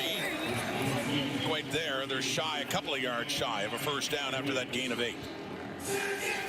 Yeah, I think if you're Scott Milenovich, one more yard or half a yard even, and you're probably going for it. But in your own end, a tight game, you got to kick the ball, play field position. It's the right decision, and been quiet out there for Shamar Bridges tonight. That's the first 2 and out for the Ticats in this game as Nick Constantino comes on. There's Seven McGee, the youngest of 7. If you didn't know, that's how he got his name. 6 older sisters and Constantino.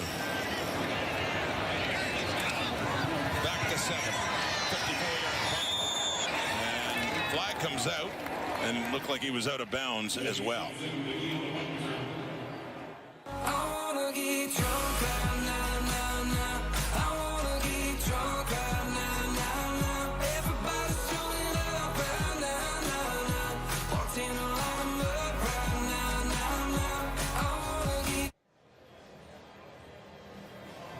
There's referee Tim Croker and awaiting the penalty announcement.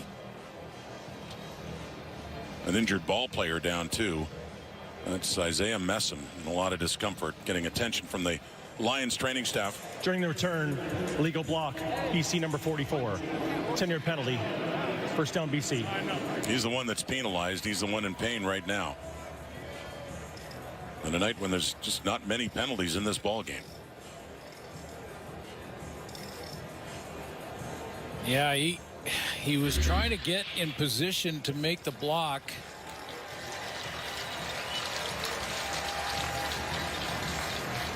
He got the penalty for that, which I'm not sure was a penalty, but when he steps on the ankle of Wilborn there, his knee locked out. Nice to see he's up mobile now, but with a bit of a limp. Isaiah Messam in his 7th year at Wilfrid Laurier University and heading off to the tent. Yeah, and that wasn't a penalty.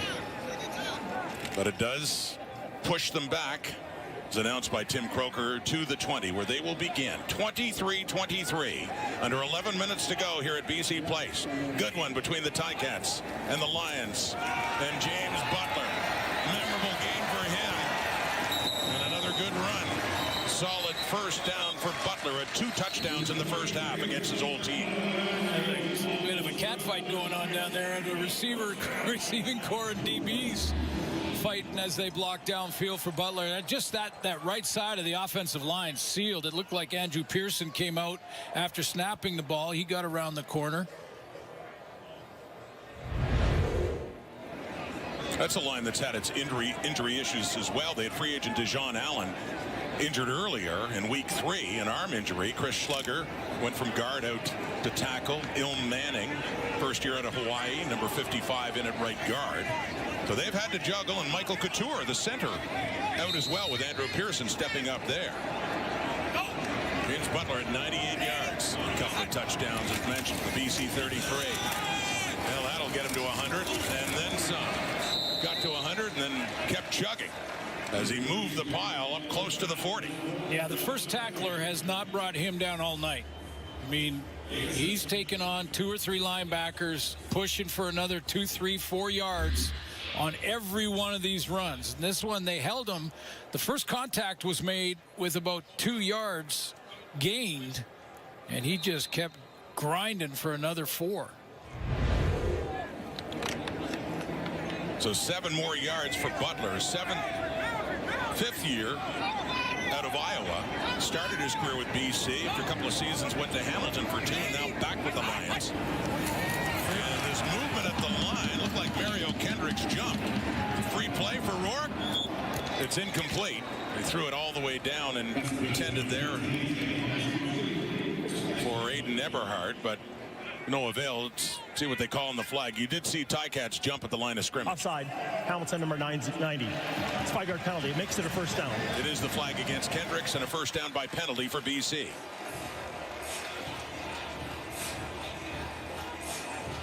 Buck Pierce changing things up in this drive, going back to James Butler. Went away from him for a couple of series there. But on the last 2 sets of downs, he's been giving the ball to Butler on first down. Buck Pierce, longtime offensive coordinator in Winnipeg, first year as a CFL head coach, back where it started for him as a quarterback back in 2005.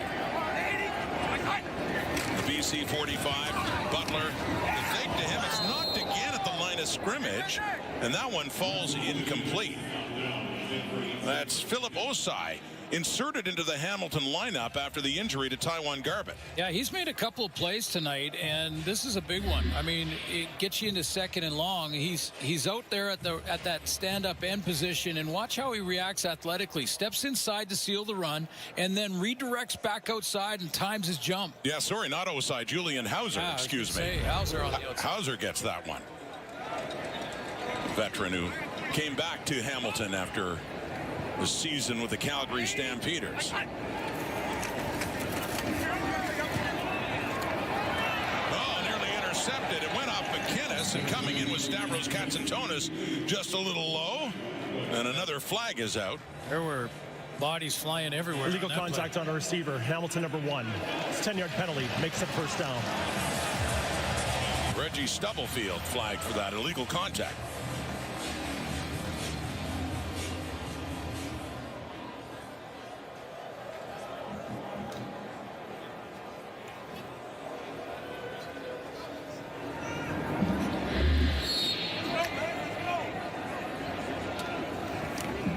There was a crossing road, and I think there was a collision on the crosser. There's the deep jam there. Well past the 5 yards. So it's a 1st and 10 at midfield.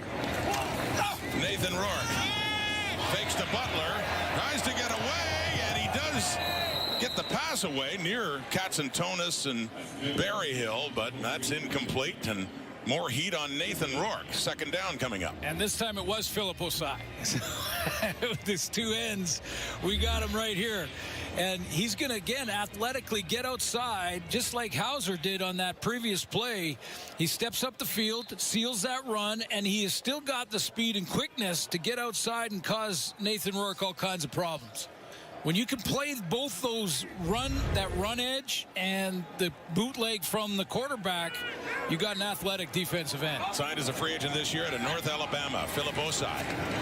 4-man rush. Rourke coming across but can't hang on. And Verasuk, the rookie linebacker, Stanley Berryhill didn't like that coverage, but it's incomplete. It's 3rd down coming up. He wants to. That's the signal to go to Buck Pierce to challenge. He felt like there was pass interference on Verasuk. We'll take a look. Buck Pierce waiting for his spotters up front to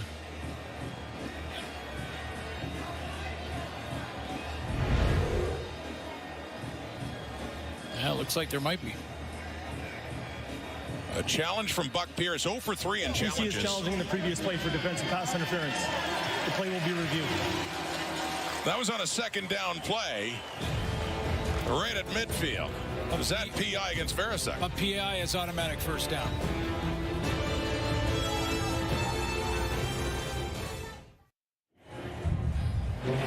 There's Verasuk. The crossing routes coming across the middle. You be the judge. Is this enough for PI? Berryhill's coming across. A little bit with the left hand.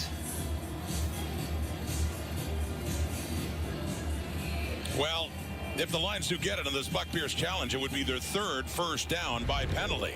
What is the call from Tim Croker? After review, we have pass interference against Hamilton number 49. It's a 10-yard penalty and automatic 1st down. So Pierce with his first successful challenge in all this drive, 3 first downs by penalty.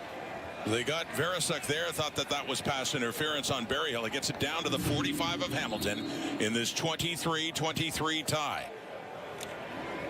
Wasn't a lot, but Verasuk did turn Berryhill with that left hand first at the beginning of the crosser. Wasn't a lot, though. Just a little earlier before the ball arrived.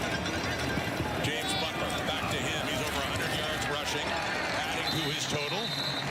And a good pickup again inside the 40 on that 1st down. 2nd and short coming up. A lot of ways it was kind of like that penalty on the punt. Nevertheless, another very manageable situation for Nathan Rourke here. 2nd down.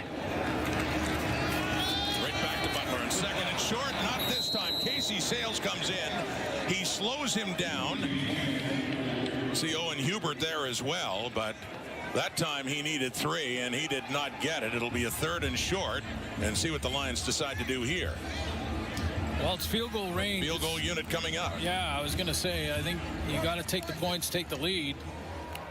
This would be close to the long on the year for Sean White. That's 47. This from about 44. White, who's 3 for 3, longest of 33 in this game. And this one coming up, put down by Meyer at 44 yards. Sean White. Still perfect. 4 for 4. As his streak continues, as does that of Mark Legia. That's 30 straight for White. And the Lions, more importantly, have their 3-point lead back.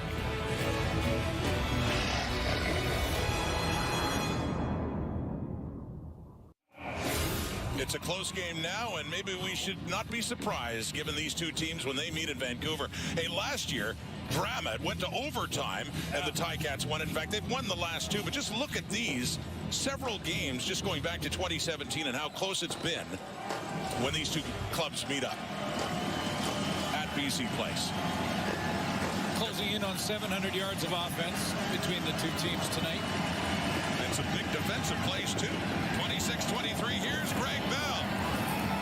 Ball comes out, and BC has it. Bell had a good pickup for a first down, but couldn't hang on to the football. A massive turnover here for BC. See who caused the fumble, but I looked like it came from the secondary. Arnold Kent celebrating. Big hole at the line of scrimmage. I mean, Greg Bell makes a nice cut at the line, and then it's into the secondary. Beaulieu there, he's the one who goes in and punches it out. Beaulieu and Kent both in there, and recovered by Sione Tehema. Yeah, Kent with the left hand. I think he's actually, it is Ronald Kent Jr. who rips it out of there. Beaulieu was making the tackle. Tehema gets it. BC ball. And that's at the 49 of the Ticats. Up by 3. That's caught. Another target for Riley Pickett's got himself a couple of catches in this game. His first 2 of the season. And 4 yards. Let's go. Let's go. That motherfucking ball, baby. That's me. See again what happened. Greg Bell had it stripped away, and Tehema falls on it. Good hustle from Tehema. Not just going through his assignment and then saying, well, it's in the secondary now, let them deal with it. He kept hustling, and the ball came out. He was there. Good things happen when you hustle. Kent had a takeaway last week against Saskatchewan. Trevor Harris with an interception. Here's Rourke. Aiden Eberhardt, who's having a breakout season, over 100 yards last week and 2 touchdowns, has set them up nicely after that fumble recovery. 43 yards. About this throw, I mean, this timing, there's Eberhardt. 4 receivers out to that side. The throw and the timing, unreal. In stride, 43-yard gain.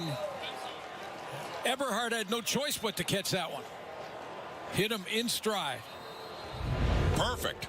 He had 6 catches, 105, and 2 touchdowns against the Riders last week. 1 in the dying seconds of the game. Mazzoli is in. Jeremiah Mazzoli keeps it right side. Touchdown, Lions. Couple of quick plays after the fumble. And more points off the turnover for the BC Lions, just like back in the first quarter. And this time it's Jeremiah Mazzoli in, taking it in and finishing what Rourke and Eberhardt had started on that big strike.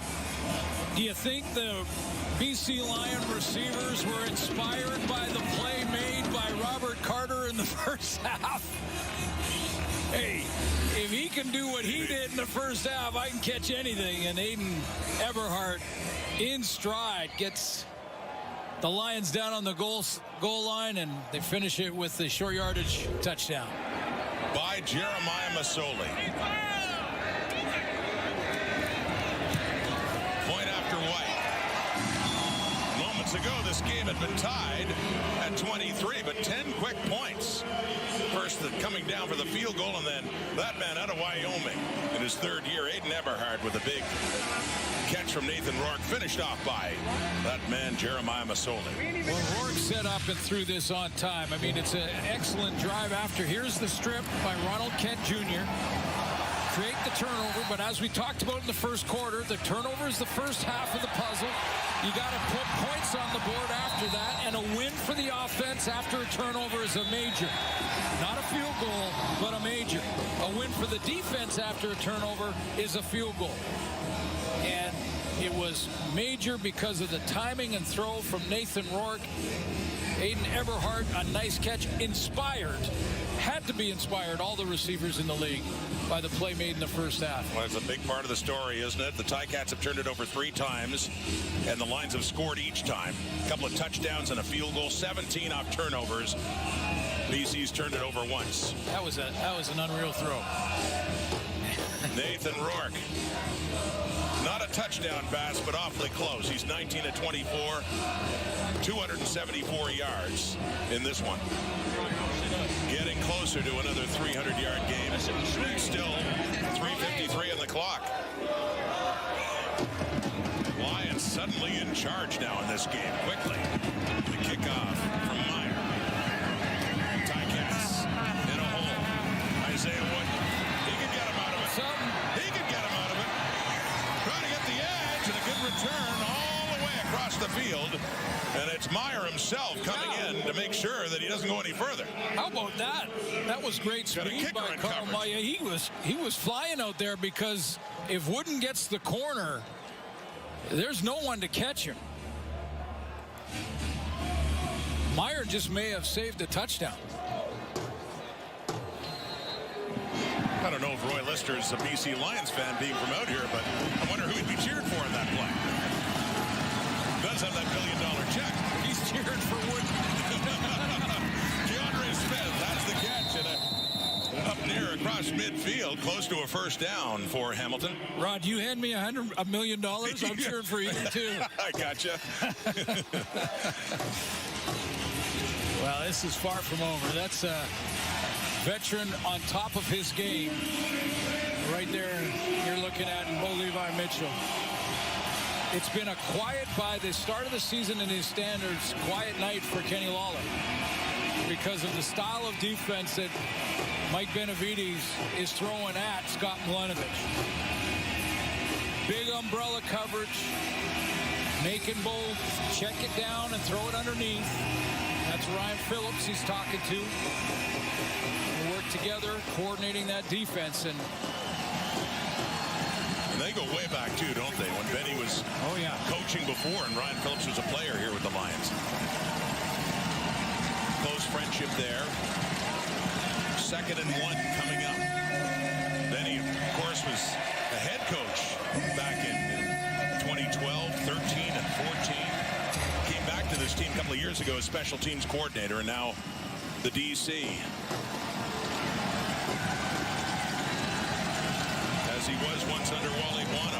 Got Lawler up there. Is he going to be all on a one-on-one at the top of your screen? Doesn't look like it. Beaulieu is moving over to help out. Well, by Kenny Lawler's standards, this has been quiet. 3 targets, 1 catch, 21 yards. Lions doing a good job on him. See both Gary Peters talking inside. That means that Bo Levi Mitchell's got to look out here to the field side. Here we go. 2nd and inches. Handing off. First down. It's Greg Bell who gets it to the BC 53. Now that was short yardage, and you know there's going to be a run play or maybe even a quarterback sneak. But that's what they're doing to set that up and put the lineup out there just to see what the defense is going to do. And if they change it up and they leave Gary Peters in a one-on-one, that's registered for this first down or 2nd and long. And it always makes you wonder, because they do have the down to play with, that being a 2nd down. That's right. So could afford to go for it just in case and still have that 3rd down. 10-point difference. 3:14 on the clock. Hamilton has a 4-game winning streak at stake. BC trying to get the record back to 500 at 4-4. You see Lawler again towards the bottom of your screen. 1st and 10. Mitchell off to the right underneath. Caught. DeAndre Smith, favorite target of the day, and 9 more yards. Another 2nd and short is coming up.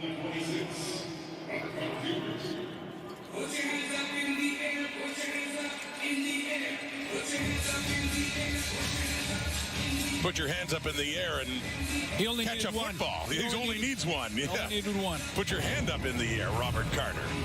The play of the day on a day of lots of big plays, including that turnover leading to this Jeremiah Masoli touchdown that has the BC Lions with 3 minutes to go, leading it by 10.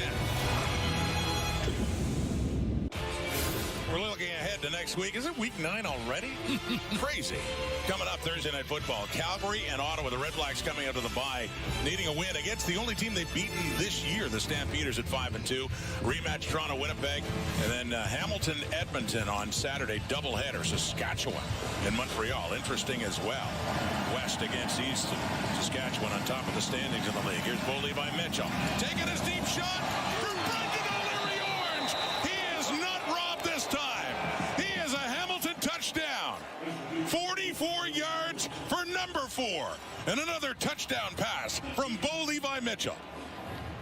Well, why not use Kenny Lawler as a decoy and use Tim White as a decoy? This was the target, by the way, when Robert Carter made his big play in the second quarter. Not this time, as you mentioned, Rod. This time, that ball put out in front where O'Leary Orange could run underneath it. And just like that, we're looking at a 3-point game.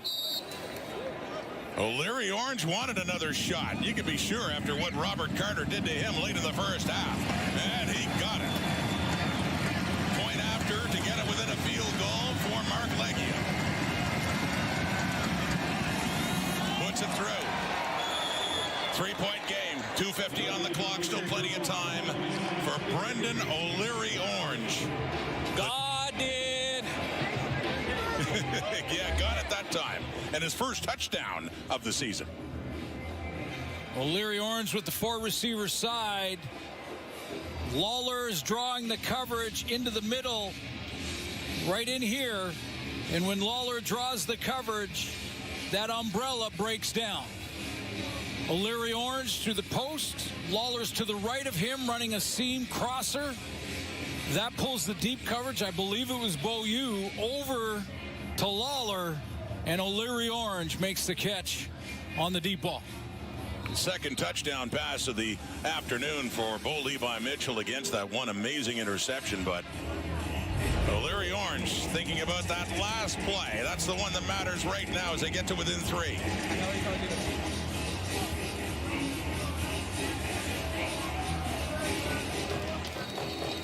Canadian receiver.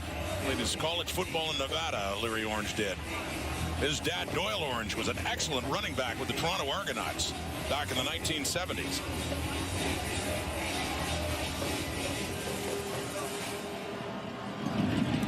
So Leggio to kick off. 33-30. Lions getting the ball. 2:49 on the clock. And a good return and a big hit coming in with Stavros Katsantonis on 7 McGee just across the 40. Let's go back to the touchdown. I want to show you that umbrella gets broken down. Here is O'Leary Orange on that seam, and here inside is Lawler pulling across the middle. When he does that, he draws the attention of that umbrella. Stop it here. So now the umbrella looks solid, but watch how this is influenced by Lawler. Lawler is going down the middle. There's going to take Lawler. That opens up O'Leary Orange in behind the umbrella. We wonder, just given the kind of season Kenny Lawler has had, how that's going to affect defense. We talked about it before. They got to pay a lot of attention to him. O'Leary Orange, the touchdown, and back to James Butler with the carry here for BC, up around the 45. Now, he hasn't done it against the Ticats, but we showed you how many 300-yard games Nathan Rourke has had.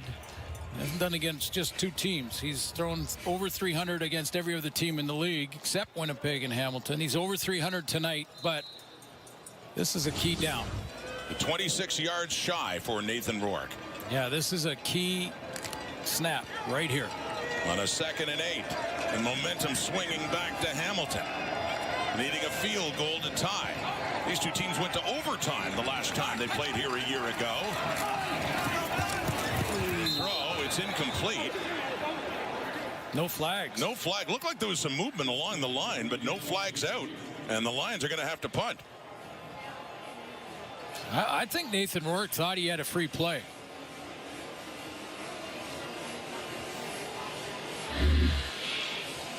Take a look just before the snap of the ball. Was there any early movement?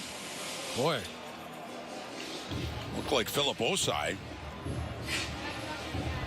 Well, he had a jump, and you can see by Rourke's reaction. You're right. I think he did think he'd have a free one. Instead, it's a 3rd and 8. More critical moment now with BC having to punt and still over 2 minutes to go. Ticats getting the ball.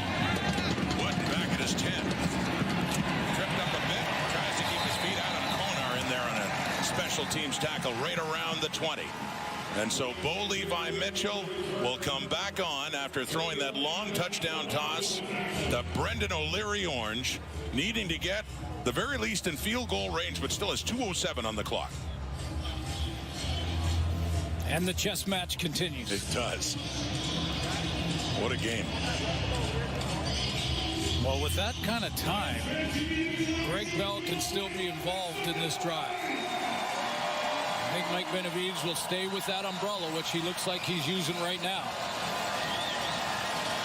It's still back there. Look how deep they are. Not wanting to give up anything in behind them like they just did to O'Leary-Orange.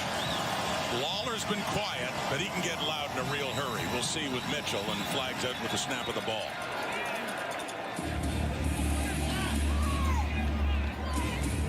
Little discussion with Bo Levi Mitchell and his center, Calderwood Manzi.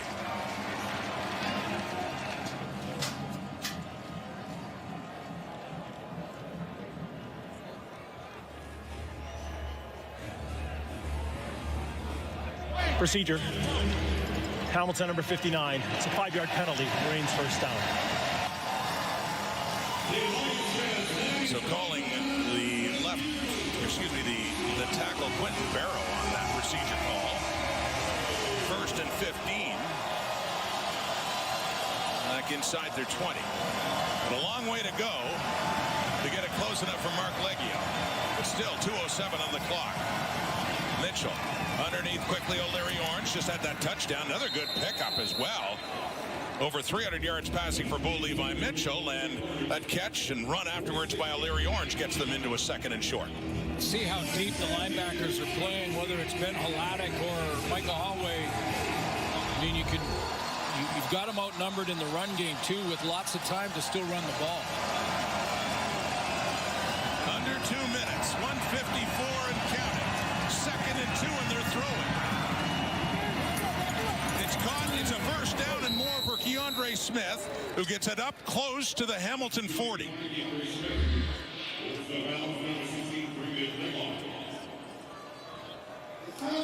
About 30 yards of territory that Bo Levi needs, and the BC defense needs to stop. And for Keandre Smith, targeted 11 times, he has 10 catches for 96 yards and a touchdown earlier this half. 1st and 10. Mitchell with time to the right, underneath again to Smith. After the catch, gets it up near a first down, right around the 48. So they work away to get, at the very least, closer for a tying field goal. And the downside for this, for the BC defense, is that they don't get any pressure with just their 4 rushers. Bo's over 300 yards already tonight, or again tonight, I should say, and he's just standing back there with tons of time. For the 53rd time, the most by an active quarterback in the CFL for Bo Levi Mitchell. Over 300, flags out. And did the Ticats, one of the receivers, cross the line of scrimmage before the ball came out?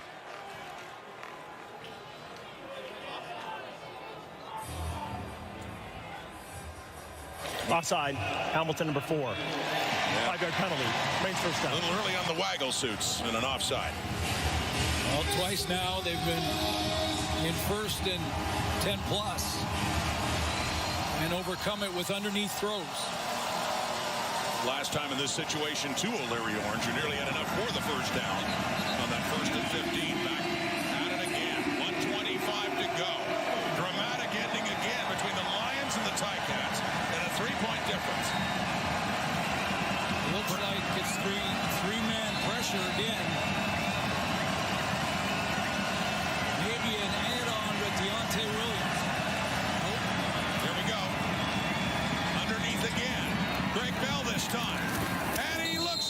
was enough for a first down. So they just keep chipping away. They have the time to do it as they work their way across midfield into the Lion zone. 16 more yards and closer to, at the very least, field goal range. See right here, Deontay Williams from the linebacking spot. I thought he might sneak up and try to put some pressure on Bo Levi Mitchell, but he actually takes underneath coverage on one of the Hamilton receivers. That leaves Greg Bell wide open in the flat. First and 10. 1:13 on the clock. Underneath the Bell. And tries to work for a few more yards to get it down to the 45. A pickup of 5 more yards. Right now, Nathan Rourke is saying if you're going to, now you're almost in field goal range. I mean, you're 5-6 yards away. Do it with time on the clock. I'm talking about Nathan Rourke thinking that. Yeah, they want to get the ball back, but exactly. Mitchell and Ticats happy to use most of it up now. Underneath, Smith, first down. And they're definitely in Leggio range now. Leggio, his career high is 55, but as I say, still with 53 seconds, they not just be thinking a field goal here. They have a chance to win this game. No question. No question. Legal contact on a receiver, BC number 9. That penalty's declined. The gain is greater, and it's first down. The first mission is now accomplished. They're in field goal range, but with 53 seconds left, and the Lions giving them that much room out in the flats. Bo Levi Mitchell thinking, guys, we can win this one on the road going away with a touchdown throw here. And as you point out, the clock under a minute, 53 seconds in Hamilton. Happy to use it all up here. 4-man rush. Mitchell with time. Gets deflected and caught to Kenny Lawler. Second time it's happened in this game that it's deflected at the line of scrimmage into the hands of a Ticats receiver. 9 more yards. Long crossing route from Kenny Lawler. Let's see who got their hand on it. Was it Matthew Betts? He was an inside rush. Might have been Hendricks. So second catch for Lawler, and this is second time. The other one, remember, was on a third down try. Went to Tim White. 2nd and 1. 38 seconds to go. Inside the 25. He's caught by White. First down. Sticks move again. Here come the Ticats, still with a half minute to go. Well, and now from where he is, Timeout, Hamilton. From where he is, Mitchell can from here throw intermediate routes down to the goal line. He's got time for 3 or 4 more plays. And as you saw, Nathan Rourke can do nothing but pace and hope it goes to overtime. Well, that's what I'm saying. The first mission for Hamilton was get in field goal range, make this, extend the game. They did that, but they did it with a minute to go. And now Bo's got 3, maybe 4 if he's really efficient. And Hamilton has a kicker that hasn't missed this season. 18 of 18, and he's running a hot streak right now, a 33 straight, 4th longest streak in the history of the game. Mark Leggio, 3 for 3 on the night. They don't even want to rely on him, I'm sure. Kenny Lawler touchdown. Kenny Lawler, keep an eye out. Well, it goes to Bridges, takes a hit, ball comes out, Bell picks it up, and alertly takes it for a first down. Just when it looked like it could be a huge break for BC. Alert play by Greg Bell after Shamar Bridges coughed it up. Well, did he catch it and fumble it, or was this an incomplete? The rule on the field, it's an incomplete pass. Yeah, it's so doesn't matter, but still, it's an incomplete pass. It's that hit was that close. Timer, I mean, please put 29 seconds. Bell can't take a chance on whether it's gonna be, That's, yeah, he's got to continue to play football and assume that was a fumble. Absolutely. But you knew it was going to be automatically looked at by the replay center. They ruled it incomplete. He didn't have it long enough. Close, though. Oh, yeah. What a finish. 29 seconds. Take a shot here, get a first down without scoring, and still will have time for maybe one more play before a field goal attempt to tie it. Well, if you had to. It was BC last year forcing a tie and went to overtime, and Hamilton won it by 3. Will we have another overtime game here?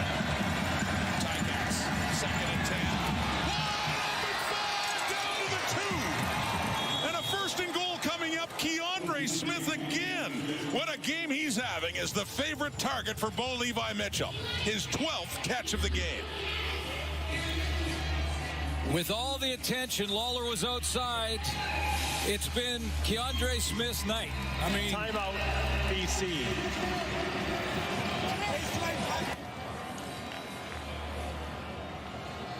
Lions call a timeout. Keandre Smith now with 13 catches, 137 yards and a touchdown.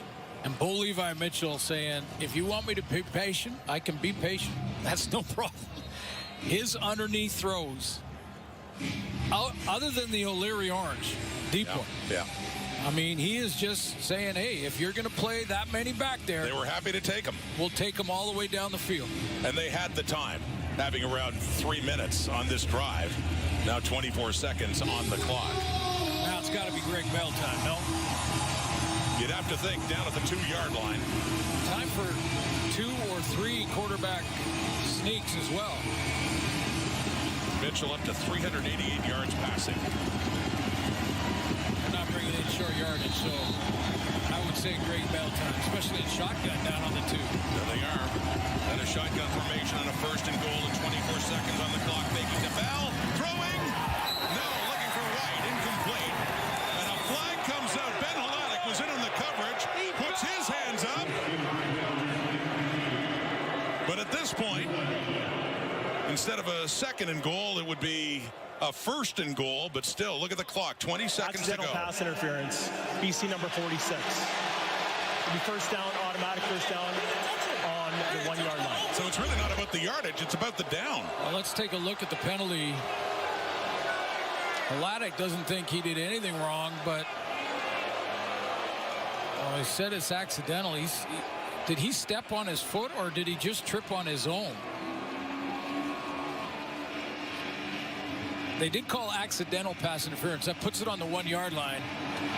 Also stops the clock because of the penalty. Of course, it stops in the final 3 minutes anyway. But with 20 seconds to go, it still renews their downs. It's back to first and goal. With the penalty, back to first. Hamilton looking for the go-ahead touchdown. Mitchell to throw. Wide open. Keandre Smith has it. What a game for him. And what a fitting target the way this one has gone, as the Ticats have come back from 10 down in the fourth quarter to take the lead.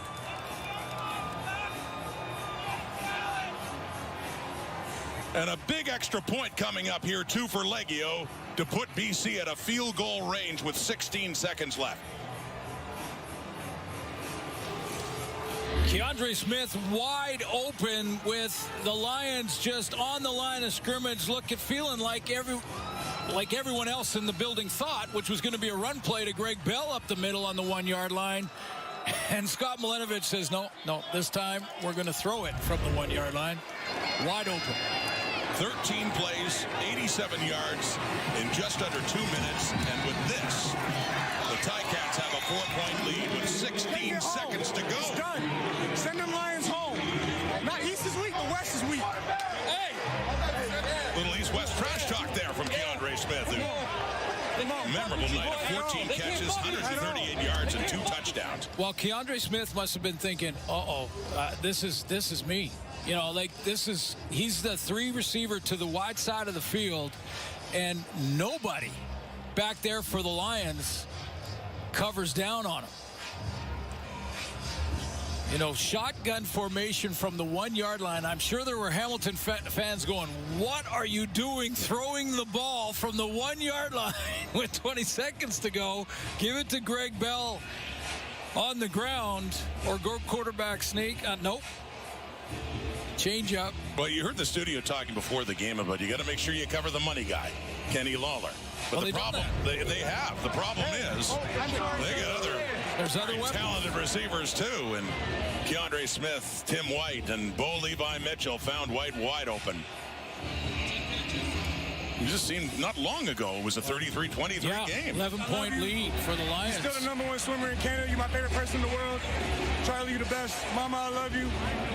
Dad, I wouldn't be here without you. Even though you used to wear double blue. But Talking about Adrian Smith, his father, who used to play for the Argos. But that's the value of a top-end receiver like Kenny Lawler in your lineup. You know, defenses kind of change, move heaven and earth to take care of that. Well, Lawler doesn't burn them. The big pop in the 7 McGee return, and then he reloads and he gets it up to about the 44. But Let's lock this in. this is what Keandre Smith did on this drive alone, Suits. Yeah, again, just the flats and that short middle crossing routes wide open all night long here due to the style of defense. And if it was Keandre Smith's number, Bo Levi Mitchell has no problem dialing him up. 5 catches on that one drive. Mitchell methodically worked them down the field, and now they're about to seal a victory here. BC needs a touchdown, nearly an interception there. And the Lions will have one final crack at it with 3 seconds to go. And as said, if it had been a 3-point difference, maybe they'd have a shot at a couple of plays to get close enough, but no. And Hamilton is looking at a 5-game winning streak now unless BC can get a miracle. What a chess match this has been tonight between offensive coordinator and defensive coordinator for the BC Lions. Scott Milenovich versus Mike Benavides tonight. It has been quite the chess match to watch. It has been a fascinating game, back and forth. Last play, Rourke, it is caught. And they'll try to kick it towards the end zone and then hope for a recovery. Doesn't get close, although they do get the ball back. And there's Rourke there and still scrambling around, but to no avail. The Hamilton Tiger Cats have their first 5-game winning streak since 2019, and that man, Keandre Smith, a big part of it. Well, there's a flag on the field. The play can't end with a penalty. However, I believe it'll be no yards, yeah. Looking at no yards, Tim Croker saying the Cats had waved that off. And some congratulations all around for the Hamilton Tiger Cats and Bo Levi Mitchell. Another victory. Started 0-2, but have won 5 straight and back in a tie with the Montreal Alouettes on top of the East. There's no infraction for offside as Hamilton number 12 is onside at the time of the kick. Time has run out, and that's the ball game.